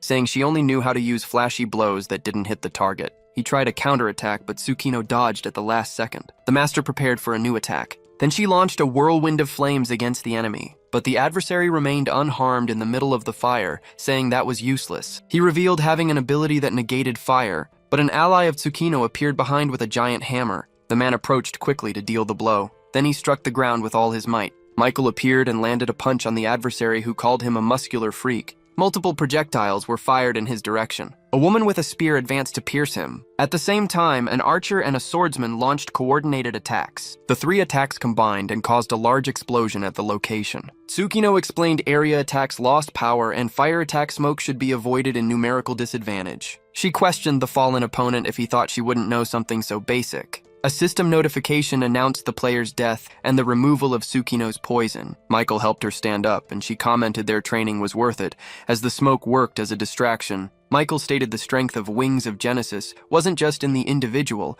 but in the organization as a whole. They gathered in front of a large explosion, because that was why they fought. In another part of the battle, Yuto Maeda attacked Huki with a blow of his blade. Huki was hit full on and mentioned hearing Mouse betrayed them. Next he stated Yuto's strength was below his, but the real problem for Huki was Hoshino Yori approaching in the background. He questioned if the spy's information was wrong, since her analysis didn't match her ability. Huki realized he entered her attack range without noticing, as he never heard her combat skills were so high. Then he was hit by multiple attacks coming from above. The 3 were enveloped in a storm of blades. Huki decided he needed to create some distance between them. But he was suddenly immobilized by threads wrapping around his body. He looked at the threads holding him. Hoshino Yori clasped her hands and prepared a new ability. Then she launched her attack, creating a trap on the ground around Huki. Huki was completely consumed by the flame trap. Rei approached Hoshino Yori and commented the fight seemed to have ended, and she agreed everything went well. Then Rei called her name and Yori responded affirmatively. He held her in his arms, while the others in the background questioned what was happening.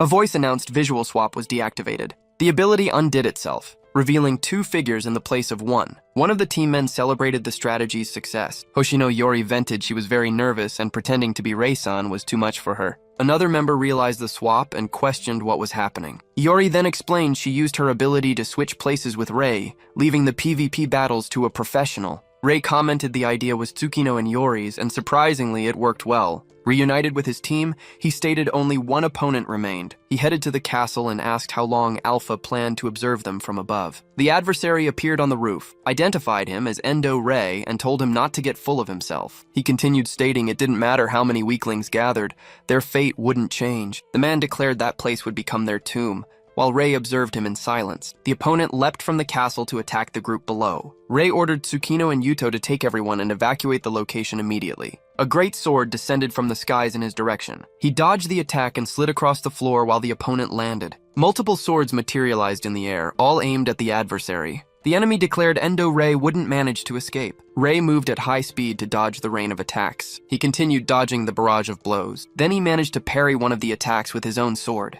Various spectral hands and swords appeared around him. The ghostly hands advanced across the battlefield. They intercepted and blocked all the blades attacking him. The opponent was surprised his ability was blocked at first sight, and acknowledged Rei really passed the trial of Earth almost alone. Tsukino observed the scene and questioned what those arms were. Rei explained they were the invisible hands of the spiritual berserker, an ability that attacks with a spiritual clone. He warned Tsukino that Alpha's ability drained stamina quickly and asked for support to prevent enemy healers from intervening. Tsukino ordered everyone capable of ranged attacks to aim at the castle, and the team confirmed the command. The adversary went on the attack, calling their resistance useless in a battle of attrition. Rei was forced to retreat, unable to maintain distance from the opponent. He recognized the spiritual berserker class was strong at low levels due to the overwhelming number of attacks. The enemy provoked him, asking if running was all he could do. Tsukino and Hoshino observed the scene, commenting Rei-san was being pushed back due to the adversary's insane speed and power. But Yuto asked them to look more closely. He explained Rei wasn't retreating, but rather blocking all attacks that could be fatal. Rei knew the opponent's class consumed a lot of stamina, but if he faltered, he wouldn't manage to block the blows. Then Yuto questioned what Alpha would do next. The adversary got irritated and launched a powerful attack.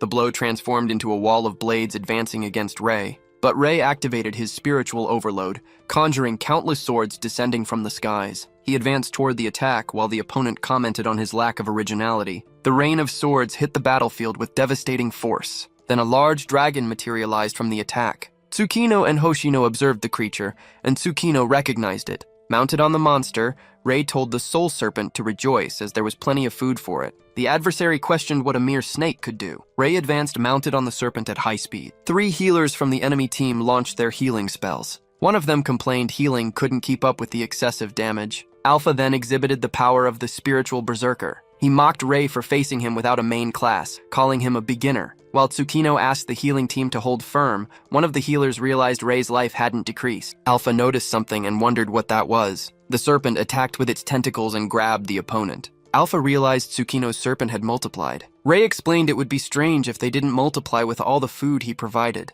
The multiple serpents completely destroyed the adversary's attacks. Rei announced the food seemed to have run out, but added for Alpha not to worry, while the creatures held him firmly. Then Rei pointed at the opponent and said the main dish was still alive and well. Alpha remained silent, immobilized by the serpents. Mounted on the serpent, Rei advanced over the battlefield. Alpha then questioned him if he was being called food. The adversary leapt to attack, saying for Rei to regret his words in the afterlife. The serpent created a spiritual territory with its multiple bodies. The 2 combatants faced each other, ready for the next move. Standing on the creature, Rei prepared for the attacks advancing in his direction. His opponent used an ability that increased arm speed and power in exchange for shorter range. Rei realized the adversary's fighting style consumed resources very fast and wouldn't last long enough to defeat the serpents. Therefore, he concluded the best move was to launch a powerful attack from above. In another location, Yuto Maeda blocked a series of projectiles and advanced against his opponent. He kept focus on the combat. Around, other team members also fought their own battles. 2 combatants crossed swords in a standoff. One of the men declared his opponent revealed himself, and it was time for his punishment,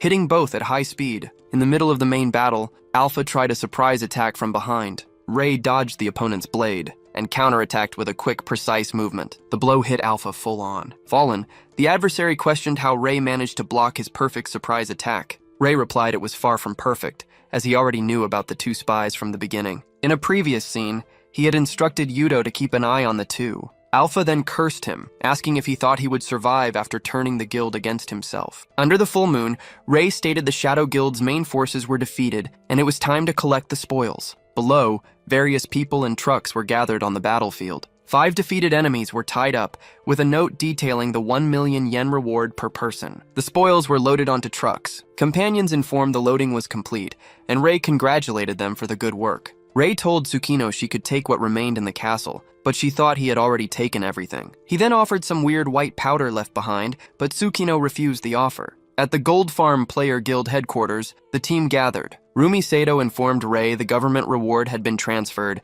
and he commented on the speed. A colleague revealed that in recognition of contributions, Gold Farm, or rather, Rei-san, received an assistant from the government. Rei stated he didn't need the government monitoring him, and the colleague said he imagined that response. Facing the pile of treasure, the group wondered how to liquidate the spoils. The suggestion to sell at a precious metals exchange was discarded, as the items were from a criminal organization. A woman approached and asked if Endu Rei-san was present. Rei turned to see who the newcomer was. She asked if he didn't remember her, as they met during the Player Association rank certification exam. But Rei replied he didn't bother remembering things that didn't pay him money. The woman asked him to remember her now and introduced herself as Misaki Sakuma. Rumi Sato recognized her as the rank exam receptionist, and Rei commented she looked completely different. Rei then asked if she would yield him money, and Misaki confirmed with enthusiasm. She explained she was designated by the Japanese government as his free assistant, which would save costs, but Rei refused, stating he already had enough people in free labor. Misaki insisted, asking if even so she wouldn't serve, as she would do anything. His teammates reacted to her offer to do anything. She listed her skills, from cleaning the office and organizing vehicles to laundering untraceable assets. She continued offering to acquire explosives, weapons, and even cover up illegal activities if useful. Rei considered the proposal of government cooperation. Then he tested her, asking what she would do to launder gold bars with untraceable origins. Misaki detailed her plan to sell the gold as contraband and funnel the money back to him under the table. She mentioned gold from the mountains of Tochigi and asked if she should try. Rei simply stated he didn't trust her. As a test, Misaki proposed an advance of 6 billion yen, promising to transfer the difference of the actual gold value later. Rei questioned her if she could do that, and Misaki Sakuma stated she had authorization to manage funds and only needed 10 minutes to solve it. He then started a 10-minute timer on his cell phone and challenged her to try. Misaki understood the order and walked away while the group watched her. 10 minutes later, the task was completed. Rumi Sato verified her device and announced 6 billion yen was transferred by the Player Association. Misaki returned and asked if now he understood what she could do. She stated she believed she could be useful to him. He gives instructions for the detailed invoice to be sent to a specific recipient. Misaki Sakuma announces that the Tochigi gold has been exchanged. She hands him the detailed valuation report, informing him that the difference of over 1 billion yen has been transferred. After reviewing the report, Rei acknowledges that she seems quite useful. But before officially welcoming her into Gold Farm, he says he needs to ask her one thing. He questions what the government's true objective is. Misaki decides to be honest, since it would become obvious soon enough. She reveals that the goal is to combat the recruitment of talented players by foreign countries. Rei understands. He warns her that if he can't make money here, he'll go to another country. So, she had better try her hardest to ensure he earns as much as possible. Enthusiastically, she understands and accepts the condition. An enormous stack of documents is placed on the table. Rumi Sato asks Misa-san to process all that paperwork. She also charges her with selecting the missions for the 3rd week of the month. A colleague comments that Rumi-san is subtly demanding at work. Rei confirms that's exactly why he made her the guild master. He observes Misaki at her desk and asks what's wrong. Misaki informs him that while checking the database, she noticed no new missions have been added in the last 4 days. She finds it strange that there are none at all, since there's usually some fluctuation in mission occurrence. Rei questions the fact that there isn't a single new mission. He stares intently at her. Rei then instructs her to confirm the information with the government and set everything else aside. Misaki agrees. She opens a drawer and takes out an item. Misaki activates a remote telepathy skill with the object. A pillar of energy rises from the city toward the sky. She begins to receive information from various sources. Misaki turns and reports that all agencies have confirmed there haven't been any new missions in Japan for the past 4 days. Even the Earth observation satellite hasn't detected any new missions or dungeons. She adds that the same phenomenon is happening in 14 other countries. Rei concludes that this is the prelude to a large-scale mission. He instructs that obtaining all available high-reward missions must be prioritized, as regular missions are likely to stop for a while. A system notification appears for numerous players in the city, announcing that a new mission has begun. The system notification announces the large-scale mission, Waterfall Judgment. The main event has a 90-day limit to defeat the boss in the target area spanning all of Asia. Failure will result in the destruction of the region. Rumi Sato notices the notification and questions him about the plan, since they still have smaller missions underway. Ray explains that for now, they will continue with the already accepted missions. He decides they will put the mission aside until the rewards increase, considering focusing elsewhere depending on the value. Rumi asks him if he would really let Japan perish if they abandoned Asia. Ray replies that it depends on the reward. He instructs Misa to start preparing contracts for the mission, as they will be competing with guilds from all over the world. He also asks her to select potential partners. Misa suggests that Genesis Wings isn't a bad option, but there might be cheaper guilds willing to cooperate. 1 week later, at the Gold Farm headquarters, Misaki informs them that the mission contract details have been released, with a reward of around 70 billion yen. She explains that the missions occurred on 5 continents, but only Asia and Australia are open for private contracts. Ray comments that, as expected, large-scale missions are on another level. Since the reward is fixed, securing the contract will depend on reputation. Misaki states it was a good decision to partner with Genesis Wings. In a meeting room, representatives from the 2 guilds discuss the contract terms. During the meeting, one of the men claims that having Tsukino of the 10 Transcendentals is a great advantage, but they were also the cheapest option. He confirms the terms of the agreement, where they keep 70% and the other party gets 30%. Tsukino waves goodbye. Back at the office, Ray asks Misaki if they will manage to get at least one contract, but she says it's difficult to say. She explains that even combined, the Genesis Wings and Gold Farm guilds are ranked 100th in the world for mission completions. Misaki continues, saying that guilds focused on elite members like theirs are rarer, as most focus on numbers for low-level missions. She adds that the identity of the highest-ranked member of the 10 Transcendentals is still unknown. Then, she announces that the international meeting to finalize the teams will be in 2 weeks. Until then, they will gather information and prepare. 2 weeks later, everyone arrives at the large international conference hall. The venue is packed with players from various guilds. As they walk, one group member observes that only 4 teams ended up participating. Ray questions why the top international guilds didn't want the 70 billion reward. Misaki explains that more than 10 guilds were interested, but couldn't gather enough members. The narration reveals that for large-scale missions, the number of capable players is limited.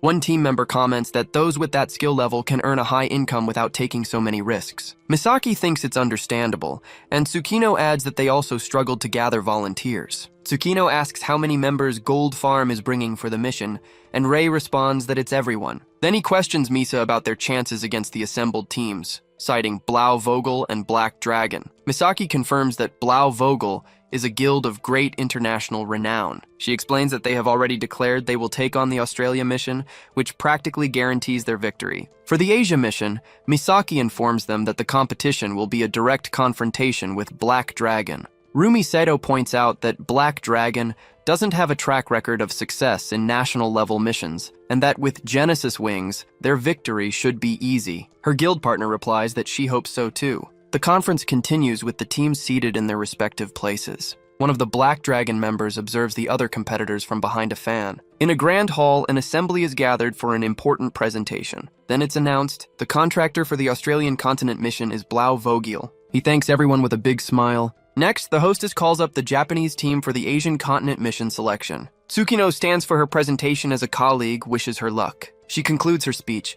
affirming her team's ability to overcome the waterfall trial. The audience applauds the presentation. Another group watches everything intently from their table. One colleague remarks that the public response seems positive. The other agrees it wasn't bad, but points out the real issue will be the rival team's presentation. A man from the other team thanks Tsukino for her extremely boring presentation. He then proposes discussing something more intriguing to keep the committee awake. He begins lecturing on the low defense and limited mobility of healers. A young woman in the audience reacts to his words. The presenter claims research shows over 70% of team eliminations involve healers, so he questions if it wouldn't be better to simply get rid of healers altogether. He adds that neither healers nor the fragile classes depending on them are necessary. He explains his team consists of sword masters, staff masters, and fist masters. All these classes can protect themselves using their surrounding aura, making healers obsolete. He reveals that in the past, this exact composition was used to clear the Storm trial. They also overcame the Abyss trial, and even the Eastern Lands trial. Even without experience in the Waterfall trial, he believes they can conquer it with the same methods. The audience reacts positively to the proposal. A man in the audience watches with a faint smile. Ray turns to his companion and states they are finished. Tsukino questions how a strategy without healers could work and asks for Ray's opinion. Ray replies that depending on the mission, like the Abyss trial, that might be the best approach. But for the Waterfall trial, it's a terrible combination. Tsukino predicts they will be totally annihilated. The presenter concludes his explanation. hoping everyone understands they are the most suitable choice. With both presentations finished, the hostess announces that an evaluation meeting will follow immediately. The meeting's content will remain confidential while members deliberate. One of the girls asks Ray-san if everything will be okay. She adds the UN wouldn't choose a team that couldn't succeed, but Ray just replies that either way, it won't be a bad result for them. The rival team leader approaches and asks if they aren't the ones who already lost. Ray questions the term losers, and the other confirms, saying it was a good effort for nothing. Tsukino reacts, stating that's quite a declaration. Her rival just smiles, ignoring the fact that results haven't been announced yet. He reveals the results were decided before they even arrived. Ray questions him, asking if he bribed them. The other team leader responds with a simple, "Who knows?" He adds that having a healer and a female leader is a blessing in disguise, as they will avoid a pointless death. Tsukino just comments on how pitiful the situation is. The man from the other team reacts subtly to her words. Tsukino states that although he is arrogant and not very bright, his guild has protected people and completed missions. She says it would be a great loss if they were annihilated in a reckless attempt, so she suggests they withdraw. The rival leader enrages and yells at her not to underestimate Black Dragon. He begins preparing one of his techniques. Tsukino unsheathes her weapon, ready for confrontation. Suddenly, Ray appears and grabs the man's hand, asking him to calm down. The Black Dragon leader wonders when Ray arrived there. Ray apologizes for his leader's behavior and withdraws the request for the other team to give up. Then he questions if he didn't read the recruitment terms correctly. The terms state that if the contracted team loses the ability to complete the mission, the second chosen team will take over. And in such cases, the reward value will increase according to the remaining mission time. Ray concludes that in other words, they would receive more money. The rival leader starts laughing, questioning how a joke team like theirs could succeed where they would fail. But he claims the joke is hilarious because they have already failed. Ray stares at him and asks what he means by failed. He reveals the committee already decided they will get the contract, regretting not letting them win. That way, they could have a bigger reward and watch the Japanese die. Tsukino comments that it's refreshing to see such arrogance. Then the evaluation results are announced for the team that will undertake the waterfall trial. Both teams await the final decision. The announced contracted team is Black Dragon. Ray congratulates the rival team leader and asks him to take as long as he needs to fail, because the longer it takes, the greater their reward will be. The Black Dragon leader calls him ridiculous and withdraws with his team. Back in the gold farm control room, the team regrouped after the announcement. Tsukino asked what their next move was. Should they head back to Japan? But Ray declared they were going to China. They needed to be near the waterfall trial location to wait for the Black Dragon to fail. He told his teammate to book cheap tickets to China, but she insisted on getting safe ones instead. Suddenly, a young woman burst in, saying she had a request for all of them. Ray turned around. "Who are you?" The girl introduced herself as Marie from Blau Vogel. She clung to him, complaining she was starving. Tsukino explained that Marie had the shared language ability. She could speak her native tongue, and they would understand. Marie thanked her and started speaking German, asking them to take on her mission. A team member commented that Blau Vogel had 3 of the 10 transcendentals. A continental-level test shouldn't be hard for them. Ray deduced that something must have happened after the contract was signed. Marie confirmed they were in big trouble. Understanding the issue, Ray offered to teach her a useful Japanese saying. She asked what it was. Ray explained Japan's most famous proverb, "Even the judgments of hell depend on money." In the background, his teammates grinned. Marie confirmed that as long as they got paid, they would take the job. She guided them down a hallway to a room. Marie announced to her brother that she'd brought the Japanese team. A man introduced himself as Daniel Keller, Guildmaster of Blau Vogel. Ray introduced himself as a member of Gold Farm, and Tsukino as the Guild Master of Genesis Wings. Daniel recognized Tsukino as one of the 10 Transcendentals and said it was a pleasure. He asked them to take the mission in Australia. Ray asked why Blau Vogel was backing out. Daniel revealed that out of their 3 10 Transcendentals members, 2 had been poached by the United States. He lamented the terrible timing, even though he'd heard rumors about American recruitment efforts. Ray questioned if Daniel decided one person wasn't enough for the mission. Daniel explained that this trial required at least 2 members of the 10 Transcendentals to avoid unnecessary risks. Ray commented on his caution but didn't complain, as long as the reward was in the billions. He turned to Tsukino. The mission looked doable. What did she think? Tsukino apologized and declined the offer. They couldn't participate. She explained her members feared continental-level tests. They only agreed to protect Japan in the Earth trial with great reluctance. She apologized to the people of Australia, saying she couldn't get her members' support for missions outside Asia. Then Ray offered Gold Farm to take the request, but revealed they didn't have enough personnel for a continental test. He explained that for the desert trial, they'd need at least 200 B-rank players. They couldn't even muster half that alone. Ray asked if Blau Vogel, as a mercenary group, could lend them 150 B-rank players for 10% of the reward. Daniel refused. They didn't just lend out players. They always included commanders to manage risk and support staff for logistics, even if it was just to prepare for a retreat. Ray asked directly possible. Daniel replied that for 400 million yen, or at least half that, they could mobilize a decent force for a joint operation. Ray thought that was way too expensive. He called it extortion. Two teammates commented that he only took 30% in the partnership with Genesis Wings. Daniel insisted missions cost money, but Ray questioned if he really understood that. He explained that in his guild,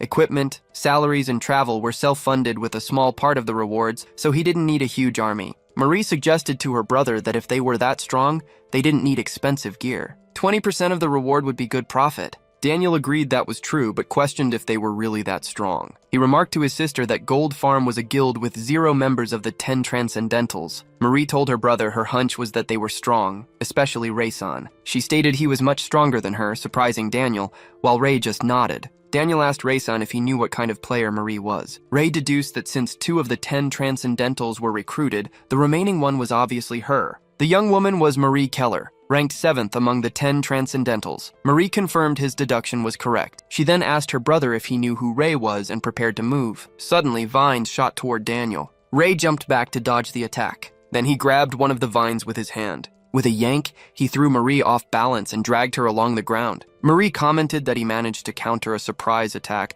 and pull her without using any skills. Daniel questioned what would happen if the attack hit him, but his sister guaranteed he would never be hit. Ray held the vine and stated that anyone who couldn't dodge that wouldn't stand a chance against the boss of the Earth Trial. Daniel held his sister's hand. He said the story about Genesis Wings completing the Earth Trial was a lie. He trusted his ability to judge people. He then stated directly that he didn't believe Tsukino-san could have finished the Earth Trial. He revealed the person who actually completed the trial was Ray-san. Marie assured her brother that with his presence, everything would be fine. In a vast desert, a convoy of military vehicles approached. A large truck pushed forward, kicking up dust. Ray was sitting in the passenger seat. In another compartment, Daniel and Marie traveled together. At the rendezvous point, a large mercenary army was formed and waiting. Ray's team also prepared for the upcoming mission. The Blauvogel players watched closely. Daniel and Marie took their positions in front of the troops. Ray asked Daniel if they could begin. Facing the soldiers, one commented that the commander this time was from Gold Farm, a small guild from Japan. Another mercenary speculated it was just a figurehead position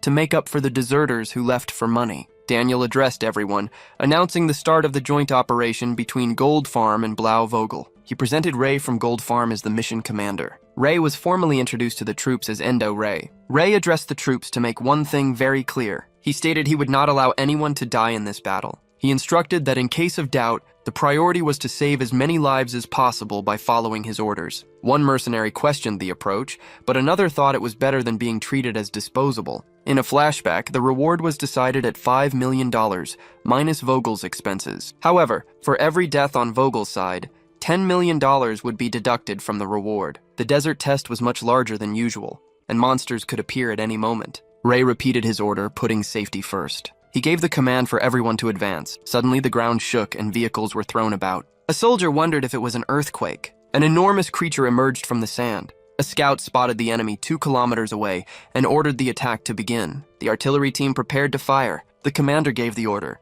Multiple shells fired toward the target. The projectiles hit the creature in a massive explosion. A soldier asked if they hit it, but another ordered them to keep shooting. Other soldiers fired their own weapons at the creature. A new explosion called Coin Explosion hit the monster. Ray watched the scene intently. He asked a soldier about the cost of the shells. The man explained they were using the cheapest ones. The soldier revealed the shells contained only 5-franc coins. Ray then contacted Misa. She responded that satellite data and comms were working perfectly. He asked her to verify the cost of Vogel's mortar shells, informing her they were filled with 5-franc coins. Misa calculated the value, stating the base processing cost was 300,000 yen. She concluded the total was about 1 million yen per shell. Ray was shocked by the cost of 1 million yen per shot, while a teammate yelled his name. He ordered them to cease fire and just report locations. From now on, they would handle the targets. A scout spotted 3 more enemies approaching from the front left. Ray drew his sword. He jumped high, already preparing for a strike. With a single movement, he hit the monsters simultaneously. Daniel commented they were being stingy with shells that cost only 1 million. He worried about using skills that should be saved for stronger enemies. Watching the battle from afar, she stated that for now, there would be no problems while they were there. Marie reassured her brother, telling him not to worry, because his turn would come soon. The desert trial really began now. In the middle of a strong sandstorm, the trial's core was finally sighted. Ray and his team prepared. The moment had arrived. A soldier announced that the sandstorm combat gear was ready. Ray ordered them to prepare for entry, and Daniel confirmed the command. The teams joined the entry formation. Following training, one leader instructed his team to protect the Vogel members, as visibility would be 0. He reminded everyone to keep their eyes open, since the storm shouldn't cause much damage. Sword in hand, Ray gave the final order to enter, and the group confirmed. 2 Vogel soldiers watched as the formation advanced into the storm. The mercenaries hesitated, but concluded they couldn't be afraid if even a small Eastern guild was moving forward. And then, they also ran into the sandstorm. Inside the storm, a soldier complained about the darkness, wondering if the sand was blocking the light. The team advanced together through the gloom. Suddenly, 2 large glowing eyes appeared ahead. A giant creature appeared before 2 soldiers, and one ordered everyone to attack. The 2 looked around and realized something was wrong. They concluded they had been separated from the main force. With no other choice, one soldier advanced, instructing his partner to aim for the monster's eyes.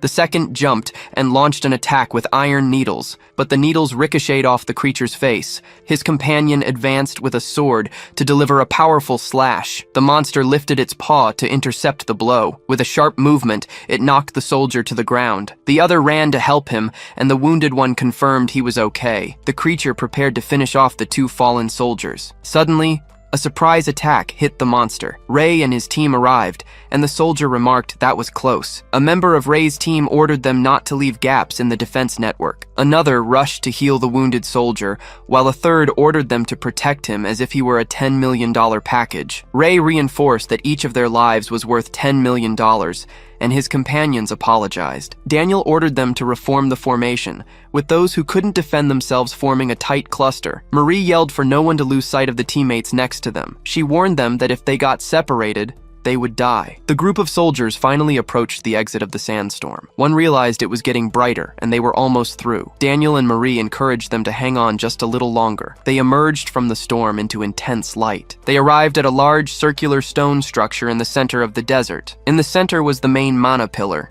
the core of the trial, protected by a barrier. Above it floated the sun of the trial, an indestructible entity. The sun grew a face and welcomed the pathetic challengers. Daniel was surprised it spoke. Ray explained the sun wouldn't attack as long as they didn't enter the barrier. Then he clarified that by destroying the 3 external pillars, it would be possible to weaken the sun. Daniel confirmed the pillars could be attacked from a safe zone, but were extremely resistant. Ray then designated Vogel to bombard the external pillars with maximum firepower, while his team would be responsible for the core. He instructed them to keep the pillars in the red state at all times, and continue attacking as soon as they got there. Marie complained that although she expected this role, the task was boring. She asked if she could join the fight against the core to test her original plan. Ray refused. He explained that calculations showed the damage to the pillars would be insufficient even with all of Vogel's firepower. Marie then suggested that perhaps Ray-san could take her place. Ray pointed his sword at the redhead and just said, 10 billion. He warned that he was in command, and disobedience would carry a penalty of $10 billion.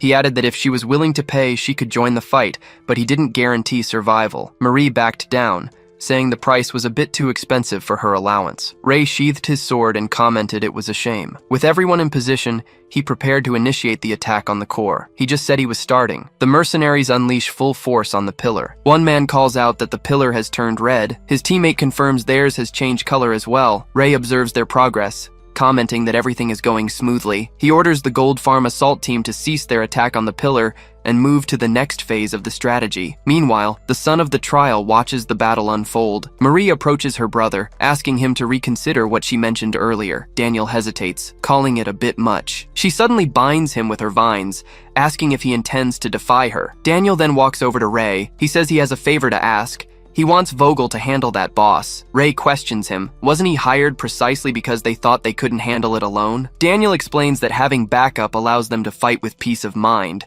since failure isn't an option. Ray holds out his hand, reminding him of the 10 billion penalty for breach of contract. Daniel confirms he's aware. Ray warns him the reward split won't change. Daniel will just be out 10 billion for taking unnecessary risks. Daniel understands there's no financial benefit, but he says he'll do it anyway for Marie's sake. He justifies it by stating that as a renowned guild, they need experience in continental-level trials. He asserts that the members present are Vogel's best, and they are risking their lives for the organization's future. But Marie tells him not to overcomplicate things. As players, it's only natural to want to attempt high-difficulty challenges. She adds that just because the game has become reality doesn't mean they'll hesitate to face those challenges. Ray replies that he doesn't understand, surprising the redhead. He says he doesn't care, as long as she pays the fine. Daniel informs him the funds have already been transferred and asks Ray to check his account. Ray confirms the prompt payment. Daniel double-checks that they really won't interfere, confirming that with their main force tied up, Ray will need to manage the damage to the pillars. Then, Ray activates the Eye of the Soul. An information window reveals that extracting a Type-C soul fragment from Daniel is now possible due to the unexpected payment. He notices there was no reaction and wonders if the contract penalty overrides the condition. Low-grade souls are easy to collect, but Type-C souls are valuable, and he needs to get one. Ray turns to Daniel and asks if he'd like to buy insurance. He offers to save him if things get dangerous for an additional payment of $10 billion. Daniel finds the offer attractive but refuses, stating there's no need. Marie explains everyone there is choosing to fight of their own free will. She adds that paying $10 billion is ridiculous, as the enemy's attacks won't reach them once they cross the line. Ray ignores the unnecessary comments and tells them to do whatever they want. His team will handle the pillars. Marie asks everyone if they're ready, and the group confirms in unison. Daniel explains the enemy's true core is the mana pillar. Marie's main unit will attack the protective barrier. Once the barrier is destroyed, they will use a Saint Elmo's fire missile to hit the pillar directly. He warns them not to let their guard down for a moment after crossing the line. With the order given to start the battle, the team advances toward the barrier. Daniel uses Knight's Intimidation to draw the enemy's attention. He challenges the Sun monster to attack him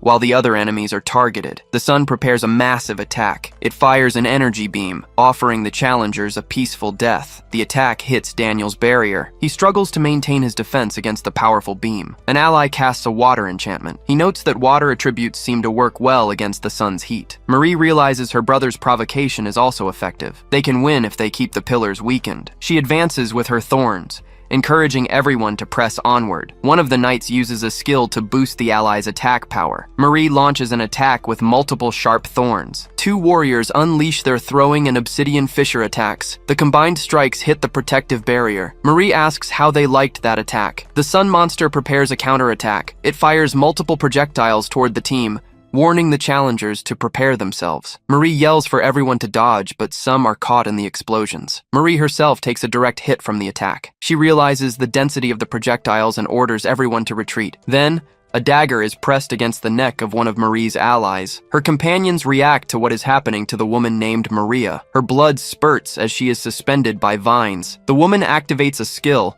and giant legs emerge from her back. Her form alters, revealing the Blood Rose. The Son of the Trial fires multiple energy projectiles. The Blood Rose advances to intercept the attacks. She manages to block all the shots with her appendages. Yato comments on her incredible mobility. Ray explains that the true value of that ability lies in its offensive power. The Blood Rose launches multiple thorns toward the barrier. Each thorn possesses offensive power equivalent to a normal player's skill. Someone questions if such a powerful technique wouldn't consume an absurd amount of health. But Ray clarifies that the strategy is optimized with health-boosting skills and support from allies during cooldown times. Daniel comments that Ray is well informed. Ray replies that information exists in certain places. One of Ray's companions asks if the St. Elmo's fire is no longer needed because of this. Ray denies it, explaining that the logical decision is to concentrate all firepower once the barrier falls. He adds that this is the best option, provided they ignore the cost. The protective barrier reaches 50% capacity. Suddenly, the ground begins to tremble and rise. The Son of the Trial demands a sacrifice from the challengers in order to proceed. The Blood Rose prepares to block a new attack. She realizes that hard mode has started now that the barrier is at 50% health. The Son of the Trial then launches an even more powerful attack. The Blood Rose questions the strength of the blow, wondering if even worse versions exist. She doesn't understand the enemy's capacity. Even with the red pillars, she decides it's best to retreat. But a new barrier appears, blocking her withdrawal. Her companions react with surprise at the appearance of the secondary barrier. The Sun explains that to attack the Guardian barrier, at least one player must remain at the altar. The Blood Rose realizes they cannot retreat. She accepts the challenge. She advances to the center of the arena. An energy beam hits Marie. One of her appendages is pierced. She wonders if she failed to dodge, then realizes her eyes are adjusting. With adapted vision, the Blood Rose begins to evade the attacks. She manages to damage the barrier with her thorns. Ray observes that the group has managed to recover, and praises the team's courage. Daniel asks if the difficulty won't increase further. Ray replies that the situation remains risky and offers to help Marie for 5 billion. Daniel is surprised, questioning if the insurance fee wasn't 1 billion yen. Ray informs him he just raised the price, and it will keep going up. Daniel hesitates but decides to pass on the offer, trusting in Marie. Ray simply says he understands. The Blood Rose realizes there's no chance to attack. The barrier's health isn't even decreasing. She decides to advance with more force. She tries to break the barrier with everything she has. She manages to get through the barrage of attacks, but she is hit by a surprise blow. Marie falls defeated, and Daniel screams his sister's name. One of the mercenaries claims it's now impossible, and questions why no one is helping her. Another man tells the leader there's no way to intervene. If even Marie can't withstand the attacks, the rest of them won't be able to either. She is hit repeatedly by the shots, and pierced once again. Daniel kneels and implores Ray to save Marie. Ray holds up 3 fingers and says, 100 billion. Daniel agrees to pay whatever is necessary and pressures him to act, closing the deal immediately. Then, Ray leaps toward Marie. The sun monster reacts to his approach. Ray charged through the barrage to reach Marie. He scooped her up, dodging projectiles mid-stride. As they landed, Daniel yelled for a healer. Recovery spells flooded into her. Ray noted the wounds weren't fatal, just as expected from a durability-focused build. Daniel thanked him, saying Marie would have died without him. Ray brushed it off. No need for thanks. Risking their lives was part of the 100 billion deal. Daniel remarked that even hell bows to money, though he hadn't expected to use that proverb so soon. A notification popped up. The condition to extract the soul fragment was met. Marie started laughing. Daniel, worried, asked what was wrong. She pointed at the sky. Fighting that thing, she said, was absurd. She remembered them saying they'd lost 1 or 2 of the 10 transcendentals. Tears streamed down her face. None of this made sense. Daniel comforted her,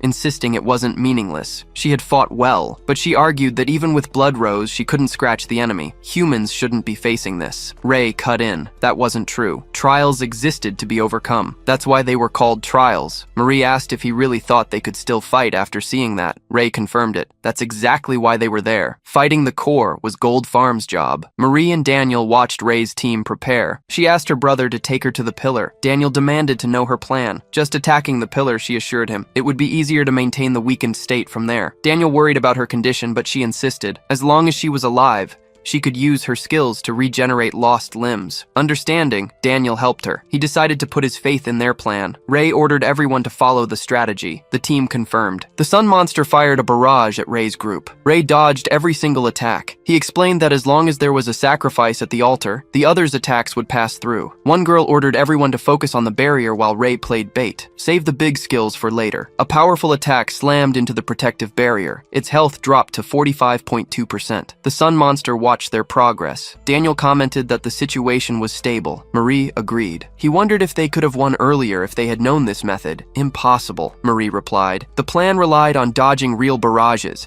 not just in-game mechanics. If she tried that with Blood Rose, she would have exhausted herself long ago. Daniel understood. Was the difference just levels? Marie shook her head. Her mobility was actually higher, but dodging countless attacks depended on player skill, not attributes. Daniel was impressed, relying solely on technique for that. He wondered if Ray was the last survivor of some legendary group. Marie didn't know, but watching Ray attack the barrier, she was certain he was a player on their level. The protective barrier's health finally hit 0%. It shattered into shining fragments. A girl yelled to concentrate all firepower on the main mana pillar. Multiple attacks exploded against the core, engulfing it in energy. Daniel and Marie watched, trying to see if they had succeeded. The sun monster announced Primordial Genesis. It unleashed a devastating attack, promising death to all. A system notification appeared. All attacks were now instant death. Suddenly, a colossal energy slash split the battlefield. Ray raised his sword, channeling an absurd amount of power. Energy condensed around him and his weapon. The entire air vibrated, as if the desert itself were about to explode. Ray continues focusing a huge amount of energy into his sword. Finally,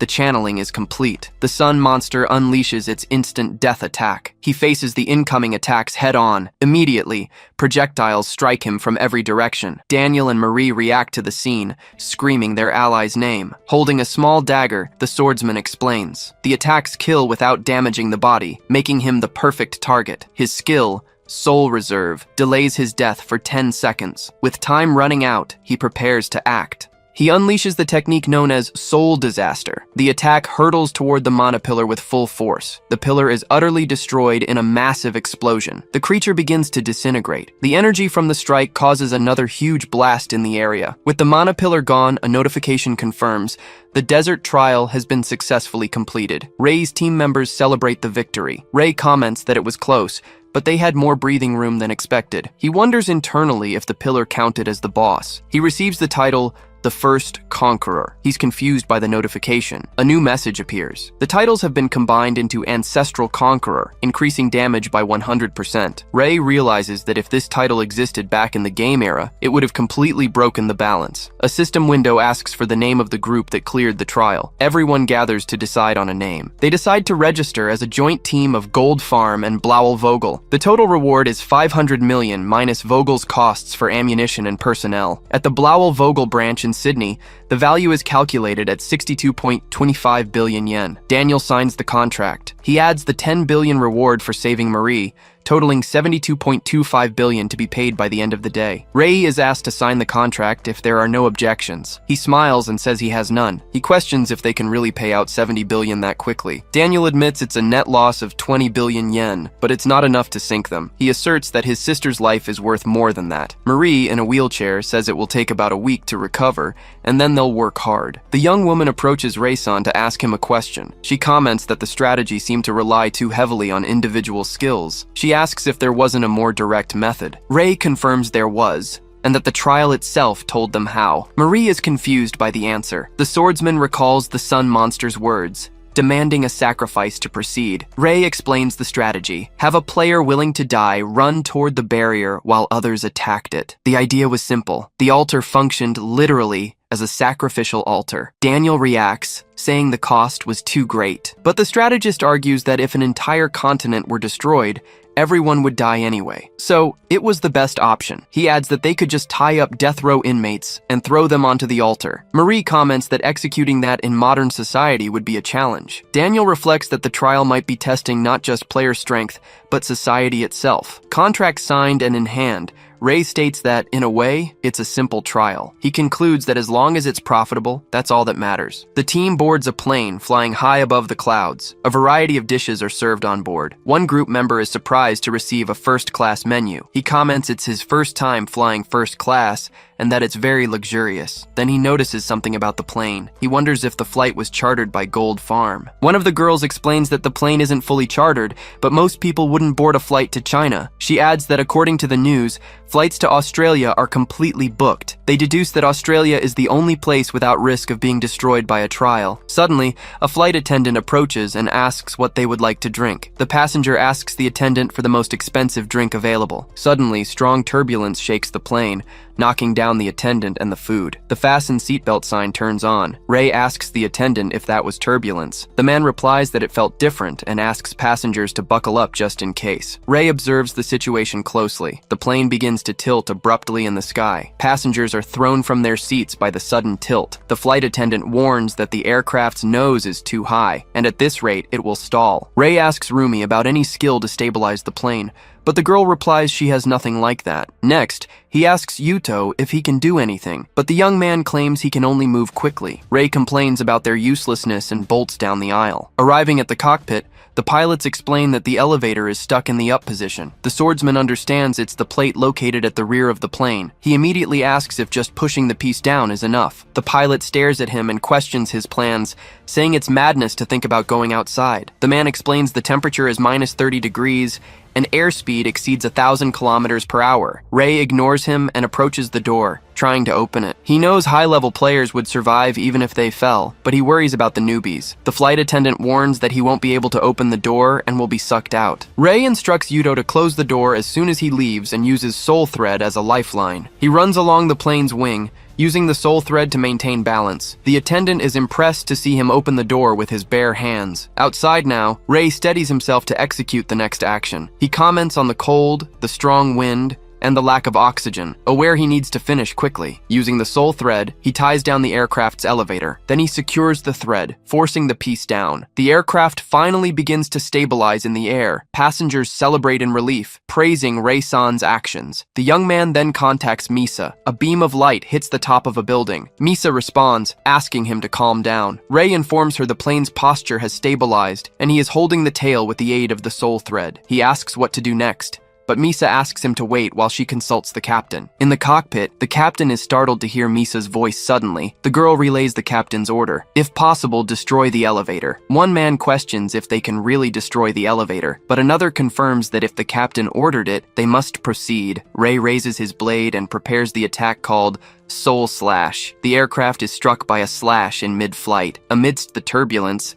a passenger asks if Rei is okay. The young man informs the pilots that the elevator was destroyed as instructed. He is called a savior. Then, the captain assumes responsibility, saying it's now up to them to land the plane. An announcement informs that the aircraft is preparing for an emergency landing, asking everyone to fasten their seatbelts. The crew warns them to prepare for a water landing and brace for impact. The plane collides with the ocean surface. Soon after, passengers are safe in life rafts. One survivor points to a silver fish and asks Yuta which species is the most expensive. A girl alerts Rei that Misa has finally made contact. The young woman cheerfully announces that rescue will arrive in about 2 hours. The captain comments it was a miracle there were no casualties, and a passenger praises his piloting. Holding a fish, the young man just repeats the word accident to himself. Still holding the fish, he asks Misa if there's any news on the cause of the accident. She explains details are still under investigation, but it seems mechanisms were installed to cause defects in the elevators of some planes. Misa concludes that if this plane was a specific target, the objective was clearly Gold Farm. Back in the raft, Rei wonders how the culprits managed to bypass airport security, while a companion asks to borrow his dagger. The swordsman hands over the weapon. He comments that for a player, tampering with a plane wouldn't be difficult, and at least the aircraft didn't explode in midair. An explanation reveals the tampering was done with very small items, as anything larger would have been detected. Yato supposes an operation of this scale suggests a large organization, perhaps a dark guild sabotaging the Asian trial. Rei agrees that's the obvious assumption, but national countermeasures should already handle profits made from trial failures. Misa is questioned if a new profit method could have been created, but she confirms not as far as they know. She adds the scale is too big for simple troublemakers. She asks if it could be revenge from a Japanese guild they dismantled. Rei considers the plan too elaborate for revenge, since dark guilds know it would be difficult to kill top players. Then he hypothesizes that the true goal might just be to delay them. The young man asks Misa if, considering the schedule of the waterfall trial, they will manage to arrive before the deadline. With confidence,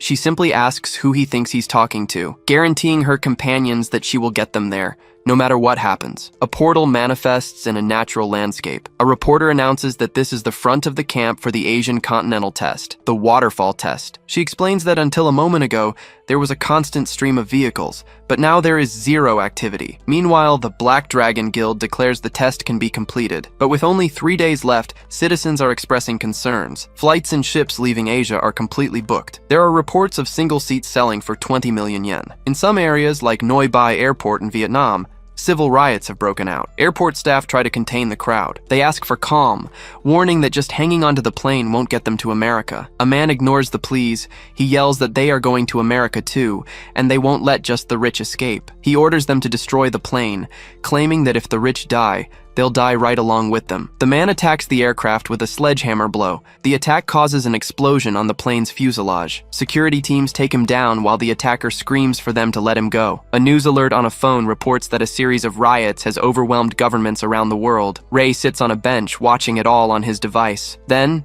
he looks away for a moment. A portal opens near a cliff at the water's edge. An overview of the waterfall test shows the portal as the starting point for a series of waterfalls. At the site of the test's first waterfall, a group of participants lines up near the water. A surveillance drone approaches the group. A man introduces himself as the leader of Black Dragon, known as the Dragon King. The leader announces that they are about to begin the test. He informs them that according to projections, the test should be finished in half a day, and suggests they watch the live stream while they wait. Aquatic monsters emerge from the depths of the water. Someone warns that the creatures are coming with the current. The Dragon King orders his brave warriors to prepare to intercept them, and the guild responds in agreement. One of the combatants unleashes an attack called Aura Slash. Another warrior hits a creature with Energy Fist. A third delivers a blow with his staff, using the martial crash technique. The group faces the horde of monsters in the water. A player remarks that the strength of the Black Dragon Guild is truly impressive. Another questions why they were summoned if the guild is so strong, while a third mentions hearing they would need a lot of people. A system notification announces that the enemies at the first waterfall have been annihilated. Then, another message informs them that the path to the next waterfall is open for only 10 minutes. Small debris begins to fall from the cavern ceiling. Then, chains appear from above, and one of the players warns about their appearance. The guild leader orders everyone to advance, and the group begins climbing the cliff. The warriors continue to defeat monsters on their path. After another battle, the bodies of defeated creatures cover the ground. The commander announces to his companions that the 9th waterfall is complete. He states that with 12 waterfalls in total, the test's conclusion is near. Suddenly, his transmission fails, and the signal is lost. On a big screen in the city, the live stream is interrupted for the public. Rumi wonders if it wasn't supposed to be impossible to communicate during the waterfall test. Ray explains that signals normally work, concluding that the sudden loss must be interference. Yuto Maeda questions who would cause signal interference and why. Ray adds that it's to ensure what is about to happen inside doesn't leak to the outside. Inside the test, 2 men report the signal interference to the Dragon King, confirming that cell phones are also out of service. The leader of Black Dragon simply replies, "Good job." Players around them get confused and ask what the interference is about. Dragon King turns to the summoned players. He thanks them for making it this far, and announces that their time has finally come. He explains that continental tests have a special weakening mechanic, and he needs their help to activate it. Excited, the players ask what they need to do. The leader simply tells them to die right there. A monstrous creature emerges from the ground behind the guild members. The summoned players react with total disbelief. As the monsters advance,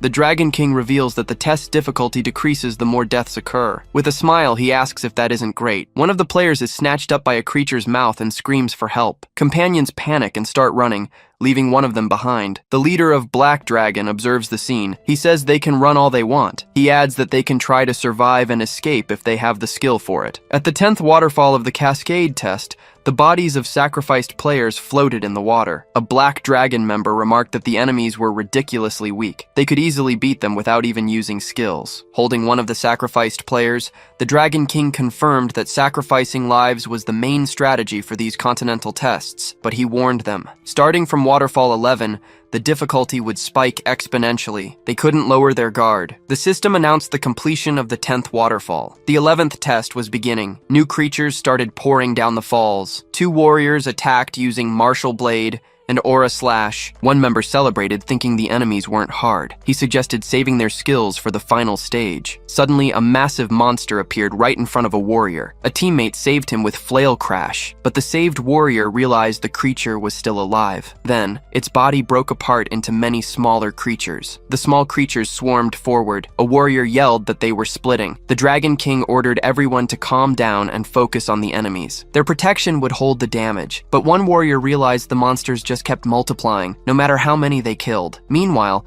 their own defenses were weakening. Another warrior took a direct hit from a monster's attack. The Dragon King realized the number of sacrifices hadn't been enough. He questioned if some summoned players had survived. Then he prepared to intervene personally. The leader unleashed Martial Aura, hitting several enemies at once. He ordered his men to use area of effect attacks. Single target hits weren't enough anymore. 2 warriors responded with the techniques Flail Sonic Wave and Explosive Aura. Even with these attacks, the Dragon King saw the enemy numbers weren't dropping. He demanded more area skills. His men reported that all area attacks were used up. They were now on cooldown. A warrior lamented that they'd blown all their skills, but still couldn't wipe out the monsters. A system notification informed them that in Waterfall 11, monsters would keep spawning until the target number was reached. The Dragon King stared at the endless wave of monsters coming from the waterfall. His men panicked, screaming that at this rate, they'd all be eaten alive. The system then displayed the progress, showing only 6,612 out of 300,000 enemies defeated. Shocked by the number, the Dragon King wondered how they could possibly handle so many enemies. He ordered everyone to retreat and his men started to flee. A giant monster lunged to devour a fleeing warrior. News reports announced that the Black Dragon Guild had failed to complete the Cascade test, and the Dragon King's whereabouts were unknown. Tsukino commented it went exactly as Ray predicted. He replied that their group never could have cleared that test. He took a sip of his drink, wondering what happened to those who failed. In an alley in Vietnam, the Dragon King ran desperately. He struggled to his feet, trying to catch his breath. He lamented barely escaping and wondered what he would do now. He concluded that if they didn't make it, the Japanese group had no chance either. Asia was finished. While wondering if there was any way out, he heard the words, "Fatal penetrate." An energy beam sped toward him. The attack hit him squarely, blasting him backward. A white-haired man floated above the Dragon King's fallen body. A notification confirmed that the punishment for the Dragon King was complete. He had planned to abandon the test and flee. A man with an earring praised the one responsible for the hit, saying, "Good job." Sitting in a chair,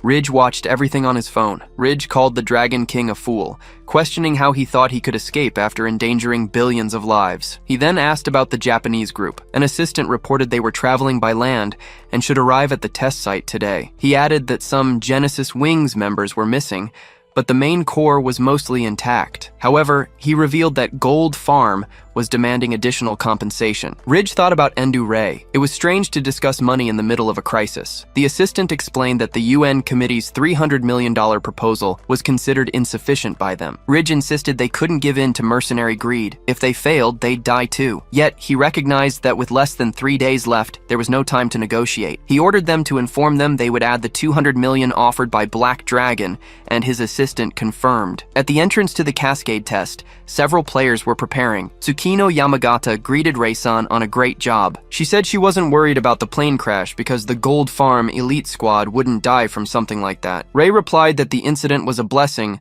that earned them an extra $200 million. They should thank whoever tampered with the plane. Tsukino then asked about the test, which was scheduled for the next day. She asked to push up the schedule so they could rescue the survivors abandoned by the Black Dragon Guild as soon as possible. Ray listened to the request. He agreed to the rescue, but imposed one condition. The condition was that the destiny of the rescued survivors would be left in the hands of Gold Farm. The group prepares to face the monsters descending in the waterfall test. Ray questions Tsukino's decision. He warns that finishing the test with their current strength will be tough. She simply says yes, moving forward into combat. Tsukino mentions hearing that he tracked down the missing members. Ray confirms they fled to America. She laments losing a healer and asks about the necessary blood sorcerer. Yutomaida confirms that one ran off too. Eiji comments that even though they brought him along, the test still requires 2 participants. It's going to be exceptionally difficult. Ray then reveals that, as for the blood sorcerer, he managed to convince a girl to come. A young woman named Fumiko introduces herself as the exclusive blood sorceress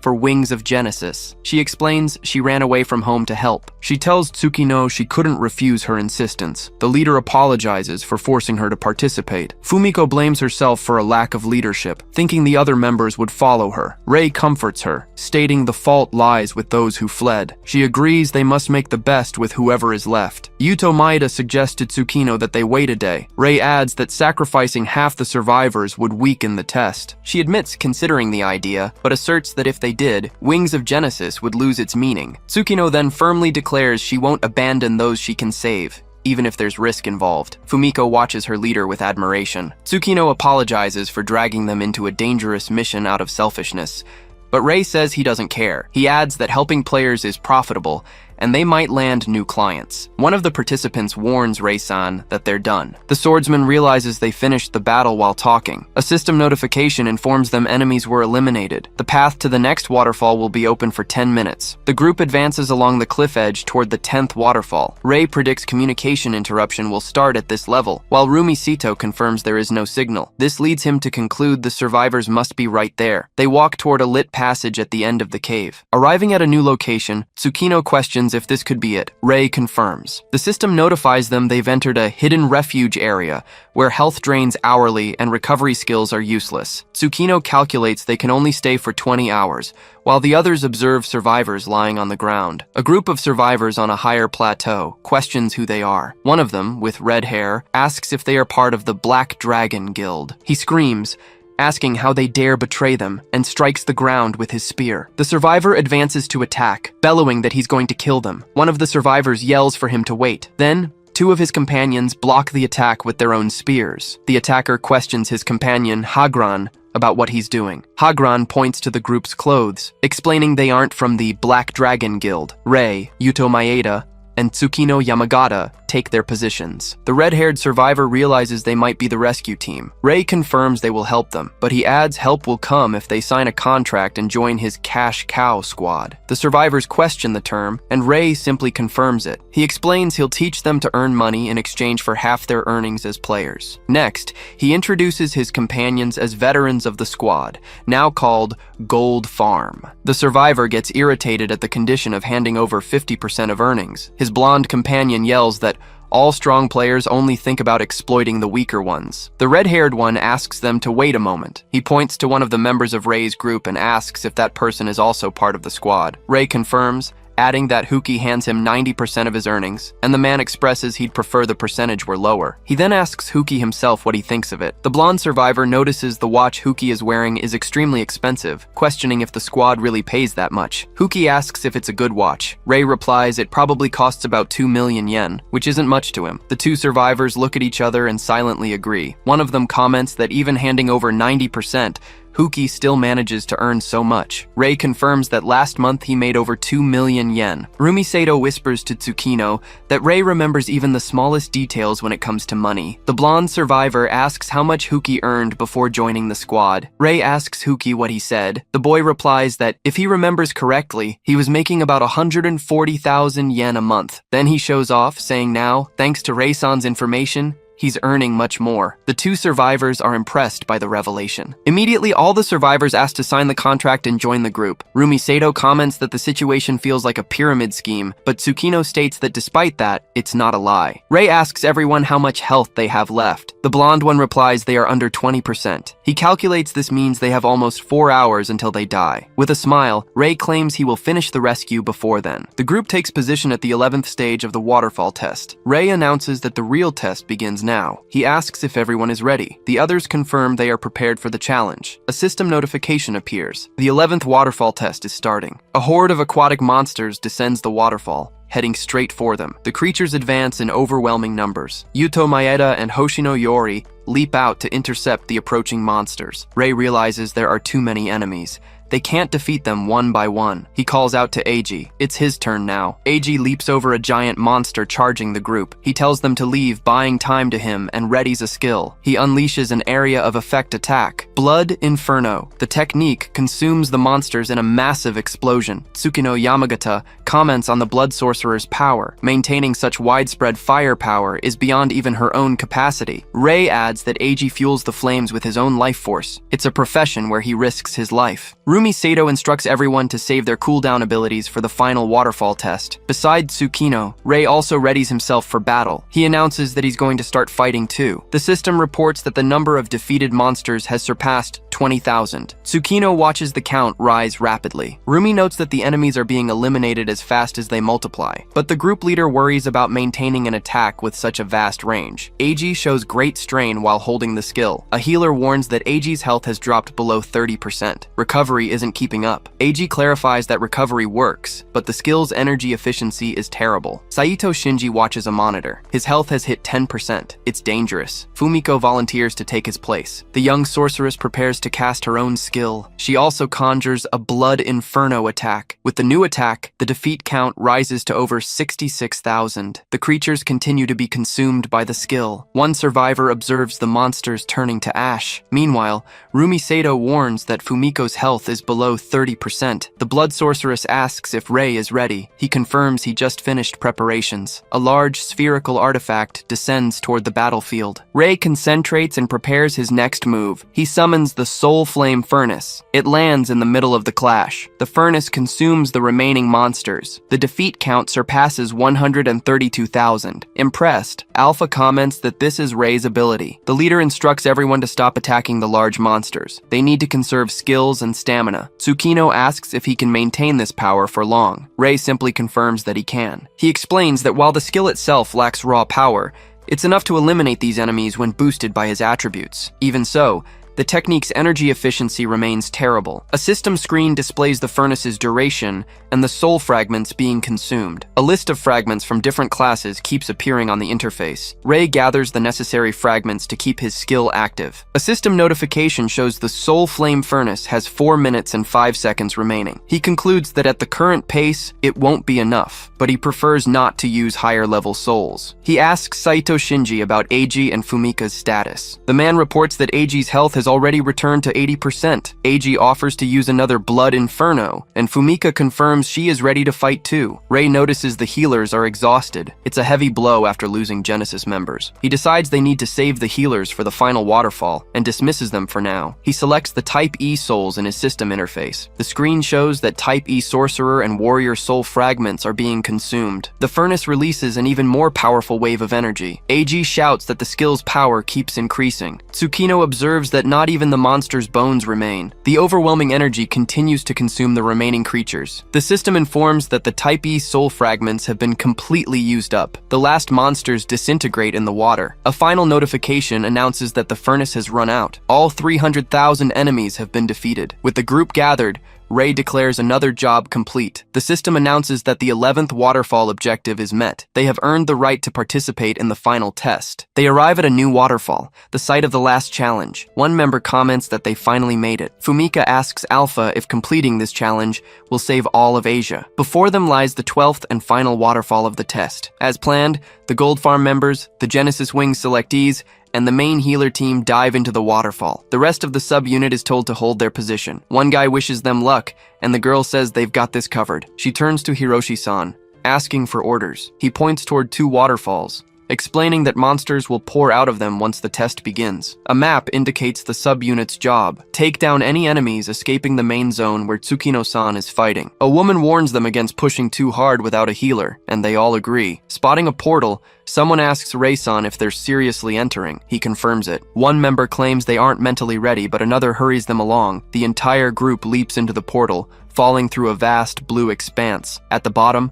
a sign proclaims, "The Waterfall Test." They reach the deepest point of the 12th waterfall, a place stunning enough to be mistaken for heaven. A girl asks if anyone's actually seen heaven before, announcing she's taking command. Surprised, another woman asks if Ray-san isn't the leader. Ray explains that Lumi is Gold Farm's guildmaster. Group battle management is best left to a healer who monitors everyone's HP. The new commander gives the signal to begin conquering the final waterfall. A system message declares the test has started. They must resist monster attacks for 600 seconds to complete the mission. A man notes that only one survivor is needed to pass, but his companion thinks that will be tough. A horde of monsters erupts from the water, and they realize surviving 10 minutes against this many enemies will be brutal. The leader orders Ray-san to use Soul Thread and Incineration Formation in Area F. Ray compliments the order and preps his attack, unleashing a massive fiery explosion on the area. Next, she directs Tsukino-san to support Area B, which Tsukino confirms. Suddenly, monsters begin raining down from above. Their impact strikes some of the people below. The healer uses an area heal skill to recover everyone. The commander warns that the subunit's missed attacks will fall on them, so they must be careful. One guy comments that while the damage from above isn't huge,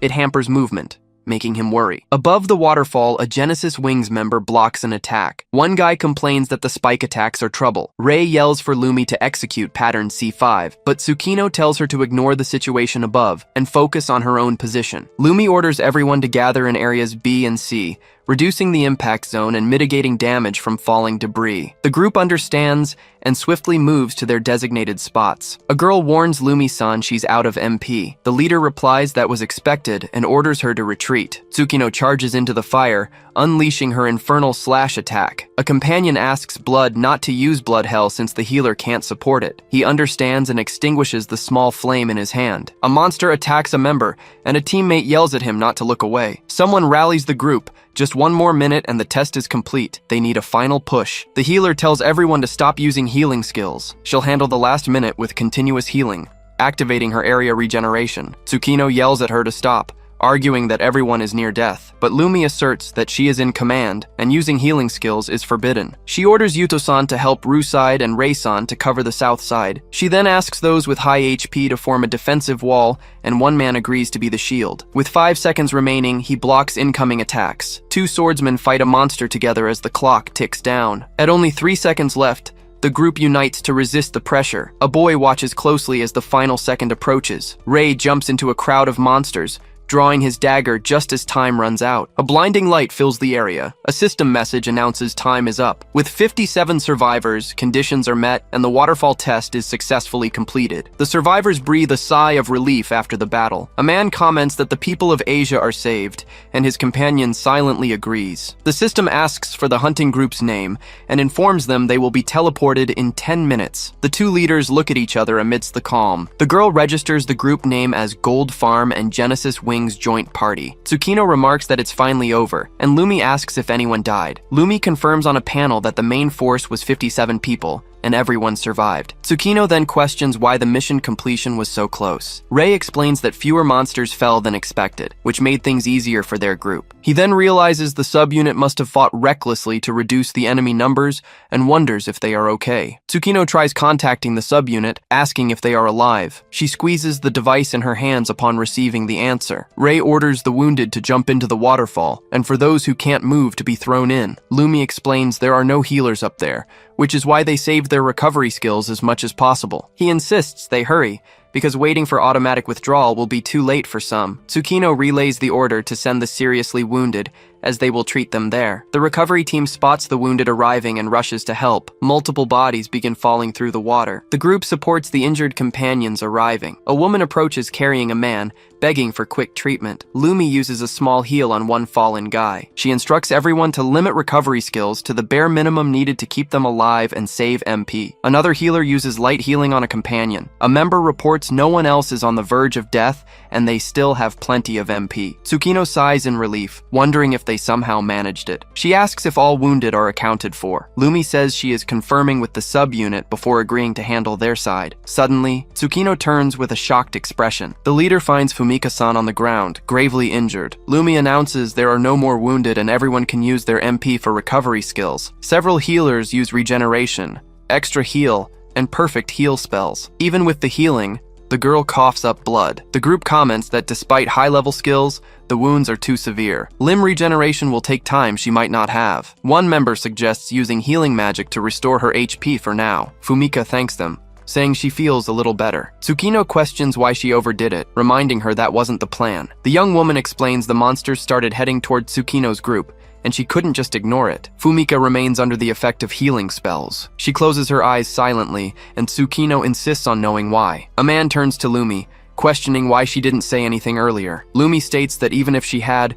it wouldn't have changed anything. She explains the decision to fight recklessly was made by those above. The best choice was to focus on saving maximum recovery skills, but one of the men yells at her to stop. Tsukino then confesses she knew from the start it was impossible to complete the mission without casualties given their strength. The boy is surprised by the revelation. Rei defends Lumi, stating her command was flawless, and casualties occurred due to lack of combat power. He reveals one person died there and 3 others were reported dead upstairs. They could have reduced the number if they hadn't helped the Black Dragon. Tsukino asks if he has perhaps awakened a desire to help others. With his back turned, he simply replies it's because it's profitable. At the camp, 4 bodies are laid out for wake. The boy asks her not to blame herself so much. He explains that the American and European tests had hundreds of casualties, so having only 4 sacrifices is something to be proud of. She remains with a somber expression. Tsukino asserts the low number of sacrifices was thanks to Gold Farm. A woman praises Lumi's incredible instructions,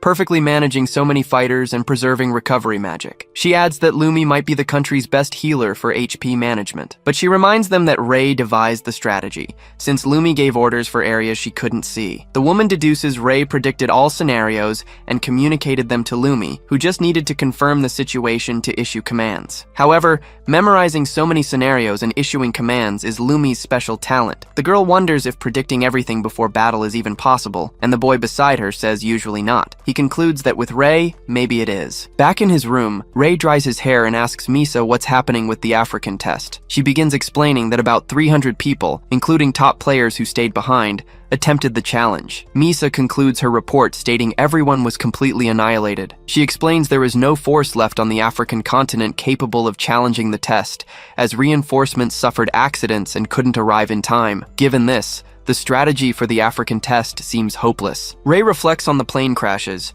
and Misa asserts the fall of the African continent is practically certain. She wonders if this sabotage could be the Dark Guild's work, but he thinks it's hard to say. He explains the Dark Guild wouldn't have the power to down planes simultaneously worldwide, so a larger organization must be involved. Then, with a determined look, he states they will find out soon. The group arrives at Narita Airport Terminal 1. A crowd welcomes them with a banner calling them Asia's guardian deity. Everyone cheers Tsukino-sama's name and thanks her for protecting Japan. Tsukino and her team are surrounded by camera flashes, while someone calls for Rei-sama. Rei's group observes Tsukino's overwhelming popularity. He then comments that the popularity of prominent players helps increase test rewards, but despite the celebration, the individuals in question don't seem satisfied. One boy gets irritated with the festive atmosphere, questioning what people think about the members who died. Tsukino asks him not to blame the citizens. As for them, this is the day Japan was saved. She then asserts they really did protect Japan. Later, rain falls over the Gold Farm office. The team gathers in a dark room watching a screen. In the broadcast, a figure sits on a throne. Rei watches intently. A notification shows total assets in the Kenya Foreign Investment Channel reached 4 billion yen. The live stream shows a man in an armchair with a timer indicating time remaining for the Sea of Trees test failure. He points a finger up, announcing less than a minute remains for the end of the African test. The current investment is a nuclear shelter, built 40 meters underground at a total cost of 1 billion yen. The man watches various messages arriving on his phone. Inside the shelter, water, food, satellite communication, and emergency power sources are already prepared. He raises his glass, saying that once the poor who can't enter the shelter are eliminated, they will simply take their resources. Betting on whether the test would fail was a risk, but it seems he won. Time runs out, and the man announces it's starting. In the middle of the forest, energy forms between the trees. Then a portal opens at the location. A force erupts violently from the ground. Several tendrils rise and grab people. The man bids farewell to the poor Africans. The tendrils continue emerging from the earth. He takes a sip of his drink as a panel on the wall behind him starts making noise and cracking. The investor reacts strangely to what is happening. Suddenly, tendrils burst violently through the shelter wall. He is dragged into the middle of the tendrils, disbelieving what he sees. The tendrils continue spreading throughout the location. Completely enveloped, the man screams as he's pulled away. He implores for help in his last moments. Then, his hand falls lifeless next to the camera. In the room, the group watches the conclusion of the live stream. A woman comments that not even a nuclear shelter is enough, but Ray asserts he underestimated a Continental-class test. He adds that, more importantly, something is about to happen soon. A system panel appears in the middle of the meeting room. The message announces all Continental-class tests are complete. The tutorial has ended, and the first update will be implemented. The news leaves the group completely surprised. One guy asks about the first update, and a female companion confirms there weren't any during the prologue. Ray takes a sip of his drink and says he can predict what's about to happen. Then, a system notification announces new rare rewards will be added, difficulty will increase, and the number of tests will grow. In Shinjuku, Tokyo, people are startled by panels appearing out of nowhere, and a test begins. A huge energy portal manifests in the middle of the city. The system announces the Cave Test, a regional challenge to defeat the boss in 10 days, or the area will be annihilated. Simultaneously, another portal appears with the Forest Test, with the same rules and deadline. Back at the office, the group is amazed at the idea of 2 tests in the same location, but Ray denies it. One of the women realizes what is really happening. Suddenly, individual panels appear for each team member. Everyone reacts seriously to the new situation. A new portal opens over the port, announcing the port test in Tokyo's 23 districts with a 15-day deadline. Another test, the glass test, appears in various districts, including Chiyoda and Shibuya, with the same deadline. Next, the school test is announced for Shinjuku and Toshima districts, also with 15 days. A fourth challenge, the gold mine test, appears with an 18-day deadline in more districts. Finally, the Rocky Mountain test surfaces in Tokyo with a 21-day deadline, and the shallow waters test appears in Tokyo with a 25-day deadline. The group reacts to yet another new appearance. Then a national scale test is announced for all of Japan, the tsunami test, with a 60-day deadline. One boy realizes the sheer number of tests and the arrival of a national class challenge. The immense quantity of portals over the city reveals that everything was just a tutorial. Energy portals take over the city's night sky. A man on the street wonders what the hell is happening. One boy questions if this is the only location with tests. A woman informs them there were originally 9 tests. She reveals the national database already reported over 10,000 occurrences, and one man doubts they can handle it. With current capacity at 2 to 100 cases per day, it would take about a week to clear everything, if no new ones appeared. Ray then asserts this isn't right. He reminds everyone this was the situation before the update, and that test difficulty would increase. One boy wonders how much harder they will become without prior information, but Ray corrects him, saying even in PRO Online, tests with the same name sometimes had different difficulty levels. The boy realizes the hardest version is appearing offline, and handling 10,000 of them would be impossible. Ray agrees that clearing them all would be nearly impossible. He then asks Misa if test rewards were decided, but she explains the government is overwhelmed. Misa informs them there is a request for Gold Farm to focus on major urban areas, and Ray just asks for her estimate. He asks what the reward value will be. Misa explains the previous reward ranged from 300,000 to 1 million, but with the urgency and difficulty, she estimates it will now be around 3 million yen. Ray thinks 3 million isn't bad at all. He instructs Misa to negotiate with the government to ensure the value doesn't drop, and she promises to do her best. She wonders why he's worried about 3 million now, since it's a huge amount. Ray explains that since the estimated difficulty might not be accurate, he and Yuto will do the first test together. Yuto adds that way they can escape if the situation proves dangerous. Ray asks Lumi to gather members at the office and wait, as they will start assembling teams once difficulty is determined. Rain falls over a rocky mountain. Before the Rocky Mountain test portal, a group of people gathers. They comment on increased difficulty and wonder if an unknown local guild can handle the challenge. A man in glasses reassures them,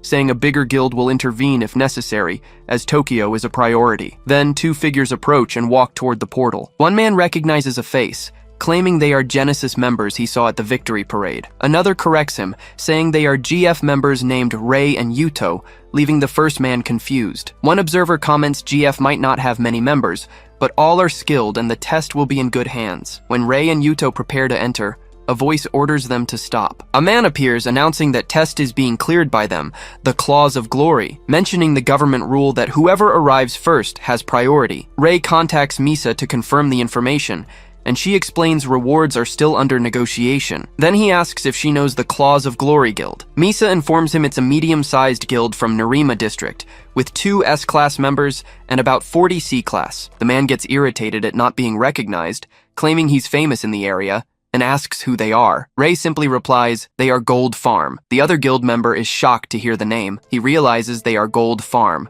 the Continental Test Team, and now recognizes their faces. Ray asks them to leave the test to his team, as the Claws of Glory lack the strength to complete it. The boy accuses him of wanting to steal rewards, and mentions a rumor that Gold Farm is a bunch of money-hungry vultures. While Ray wonders who spread such lies, Yuto reflects that this kind of thing spreads because it's true. The man's phone rings. It's a call from his leader, Rito-san. He answers hurriedly, asking the leader how the clearing is going. On the other end, the leader asks for help before the call cuts off. A loud noise echoes through the phone, shocking the boy. The call goes silent suddenly, and he doesn't understand what happened. It's the sound of a massive explosion. He turns to Ray and asks if that sound was what he's thinking, and Ray confirms. Ray explains that is the high difficulty version of the Rocky Mountain test, with difficulty equivalent to a national test, exactly as he predicted. The man falls to his knees. Ray asks how long since the test started, and he replies about 30 minutes. Desperate, the boy implores them to save his team members. Ray observes him silently. The man offers all the money he has for them to rescue at least the survivors, but Ray refuses, stating the chances of survivors are very low. The boy can't believe what he's hearing. Then Ray offers him 3 million to guarantee his life, provided he does nothing unnecessary. He warns, however, that he cannot guarantee if there are any survivors. The man is astonished by these words. As soon as the monster appeared, the 2 warriors advanced together to attack. The creature was hit full on by the energy of their simultaneous strikes. Then, the more skilled one dealt a precise blow that cracked the enemy's shell. Right after the battle, he adjusted his gauntlet while his partner watched. Meanwhile, Tomo watched everything from further back, questioning how the monster was defeated so fast. While running toward the group, he reflected on the vast level difference between players. Ahead, an immense door with glowing inscriptions appeared at the end of the cave. The group walked toward the entrance, preparing for what would come next. The swordsman commented that this must be the boss room, a simple challenge for a regional test. Suddenly, the door lock began to undo itself with an intense glow. The gates groaned and opened slowly, releasing a cloud of dust. A towering silhouette appeared in the passage, surprising everyone watching. Tomo recognized the figure and shouted that his leader was alive. However, even without understanding,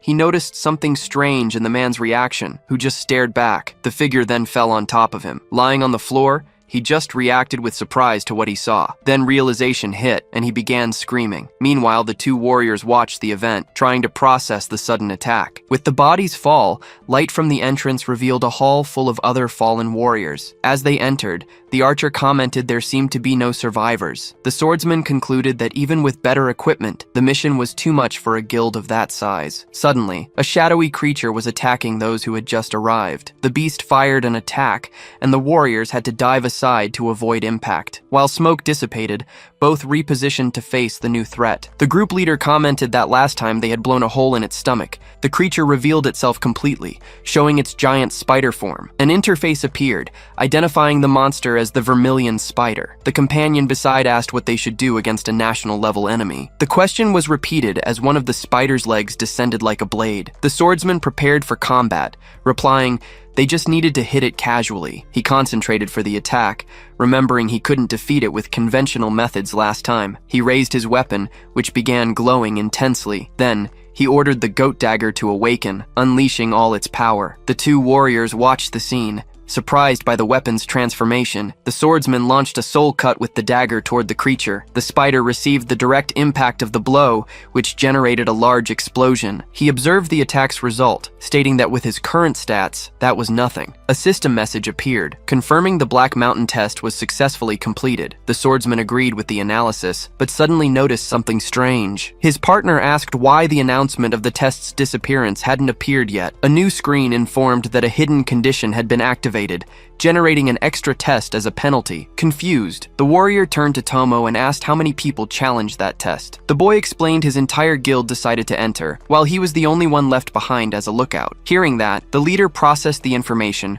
calculating the number of members exceeded 30. An interface appeared, displaying names of participants available for the new challenge. Yudo questioned if this was an extra test they couldn't survive at their current level. The swordsman admitted that in terms of combat power, the situation would be quite difficult. Even so, he explained at least one person needed to be selected, and there would be no major penalties in case of failure. The archer repeated the condition that at least one person had to participate, now with a worried look. Suddenly, both looked at Tomo, who reacted surprised by the attention. The boy panicked and asked not to be used as a sacrifice, refusing to participate. Ignoring the protests, the swordsman pressed the button on the system screen and confirmed selection. The interface showed only his name had been chosen, finalizing the list of challengers. The lookout was paralyzed, not understanding what had just happened. The warrior turned to him and said he had promised to guarantee his life, as he always kept promises made with money. His body began dissolving into data particles. The other two warriors just watched the scene, stunned by his sudden disappearance. As he faded,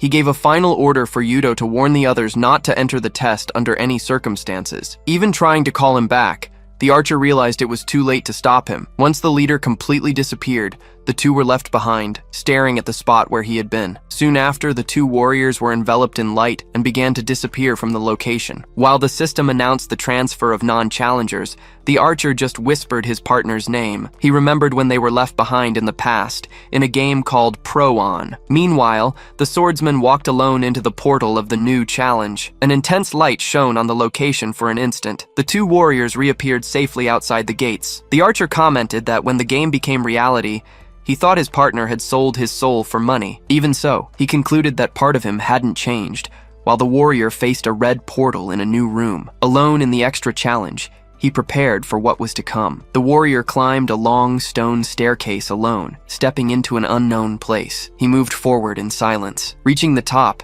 he stepped onto a grassy field and passed through a stone gate. He took in the new surroundings. The sun shined brightly in the background. It was a vast open field, dotted with distant rock formations. A system window popped up, detailing an extra test, a tribute to the reckless. Below that, the failure condition was clear. Everyone participating in the test would die. The swordsman opened his own status window to check his stats. He analyzed the 26 level difference. This was tantamount to suicide. Still, he knew this was exactly how to obtain obtain items meant for higher levels. He activated his soul eye and focused it on the extra test. A new window revealed that a Type B rock complete soul could be extracted. Seeing the result, he commented that a complete soul had finally appeared. The extraction requirement demanded defeating several monsters, starting with the ruby centipede. Next, the system showed the sapphire longhorn beetle. Finally, the emerald dragonfly and the onyx stag beetle were revealed. The list continued with the quartz beetle and the opal wasp as the next targets. Then, the barrel scorpion was displayed as the final monster on the list. A progress screen appeared,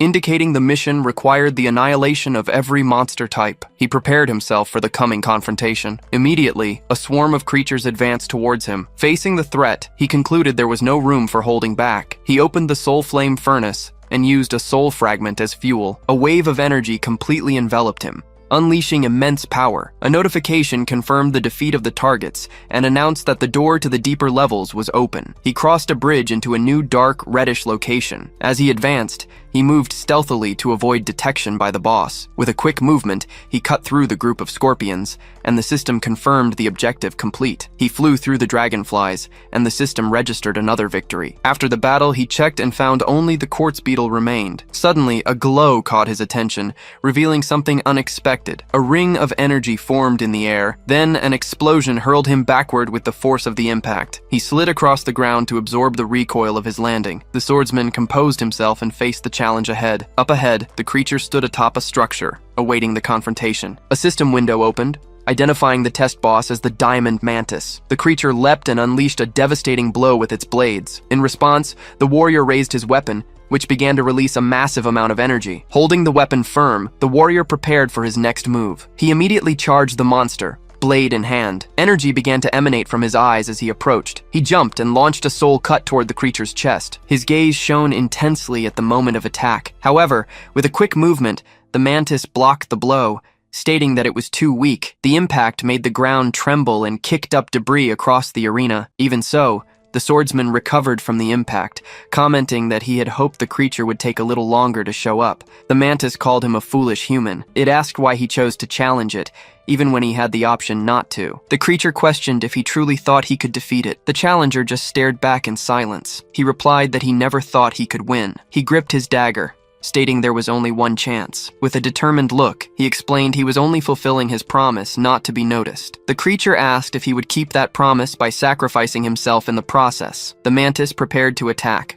revealing its full spirit. With blades raised, the monster promised it would at least let him die quickly. Then it dove toward him for the final attack. At the last second, the swordsman yelled, "Now!" and kicked an object aside to create a distraction. The enemy turned toward the object, questioning if he believed its intentions wouldn't be noticed. The creature launched an attack at him, sending him to face the consequences of his actions. The warrior activated Soul Reserve. He jumped to escape the attack. Even so, he ended up injured on his back. Meanwhile, the kicked object flew toward the hidden quartz beetle. The insect was hit squarely by the item, causing a massive explosion. The monster was imprisoned by a formation of flaming soul threads. Even trapped, the beetle reacted, trying to free itself from the snare. A system window confirmed that the quartz beetle had been defeated. Another message announced that extraction conditions were met, and the Type B rock soul was obtained. The system initiated item creation using the complete soul as material, but it also required a catalyst soul. With a sphere of energy in hand, the swordsman revealed that the catalyst was his own soul. Finally, one last message announced the start of creation and welcomed him to the world of complete soul.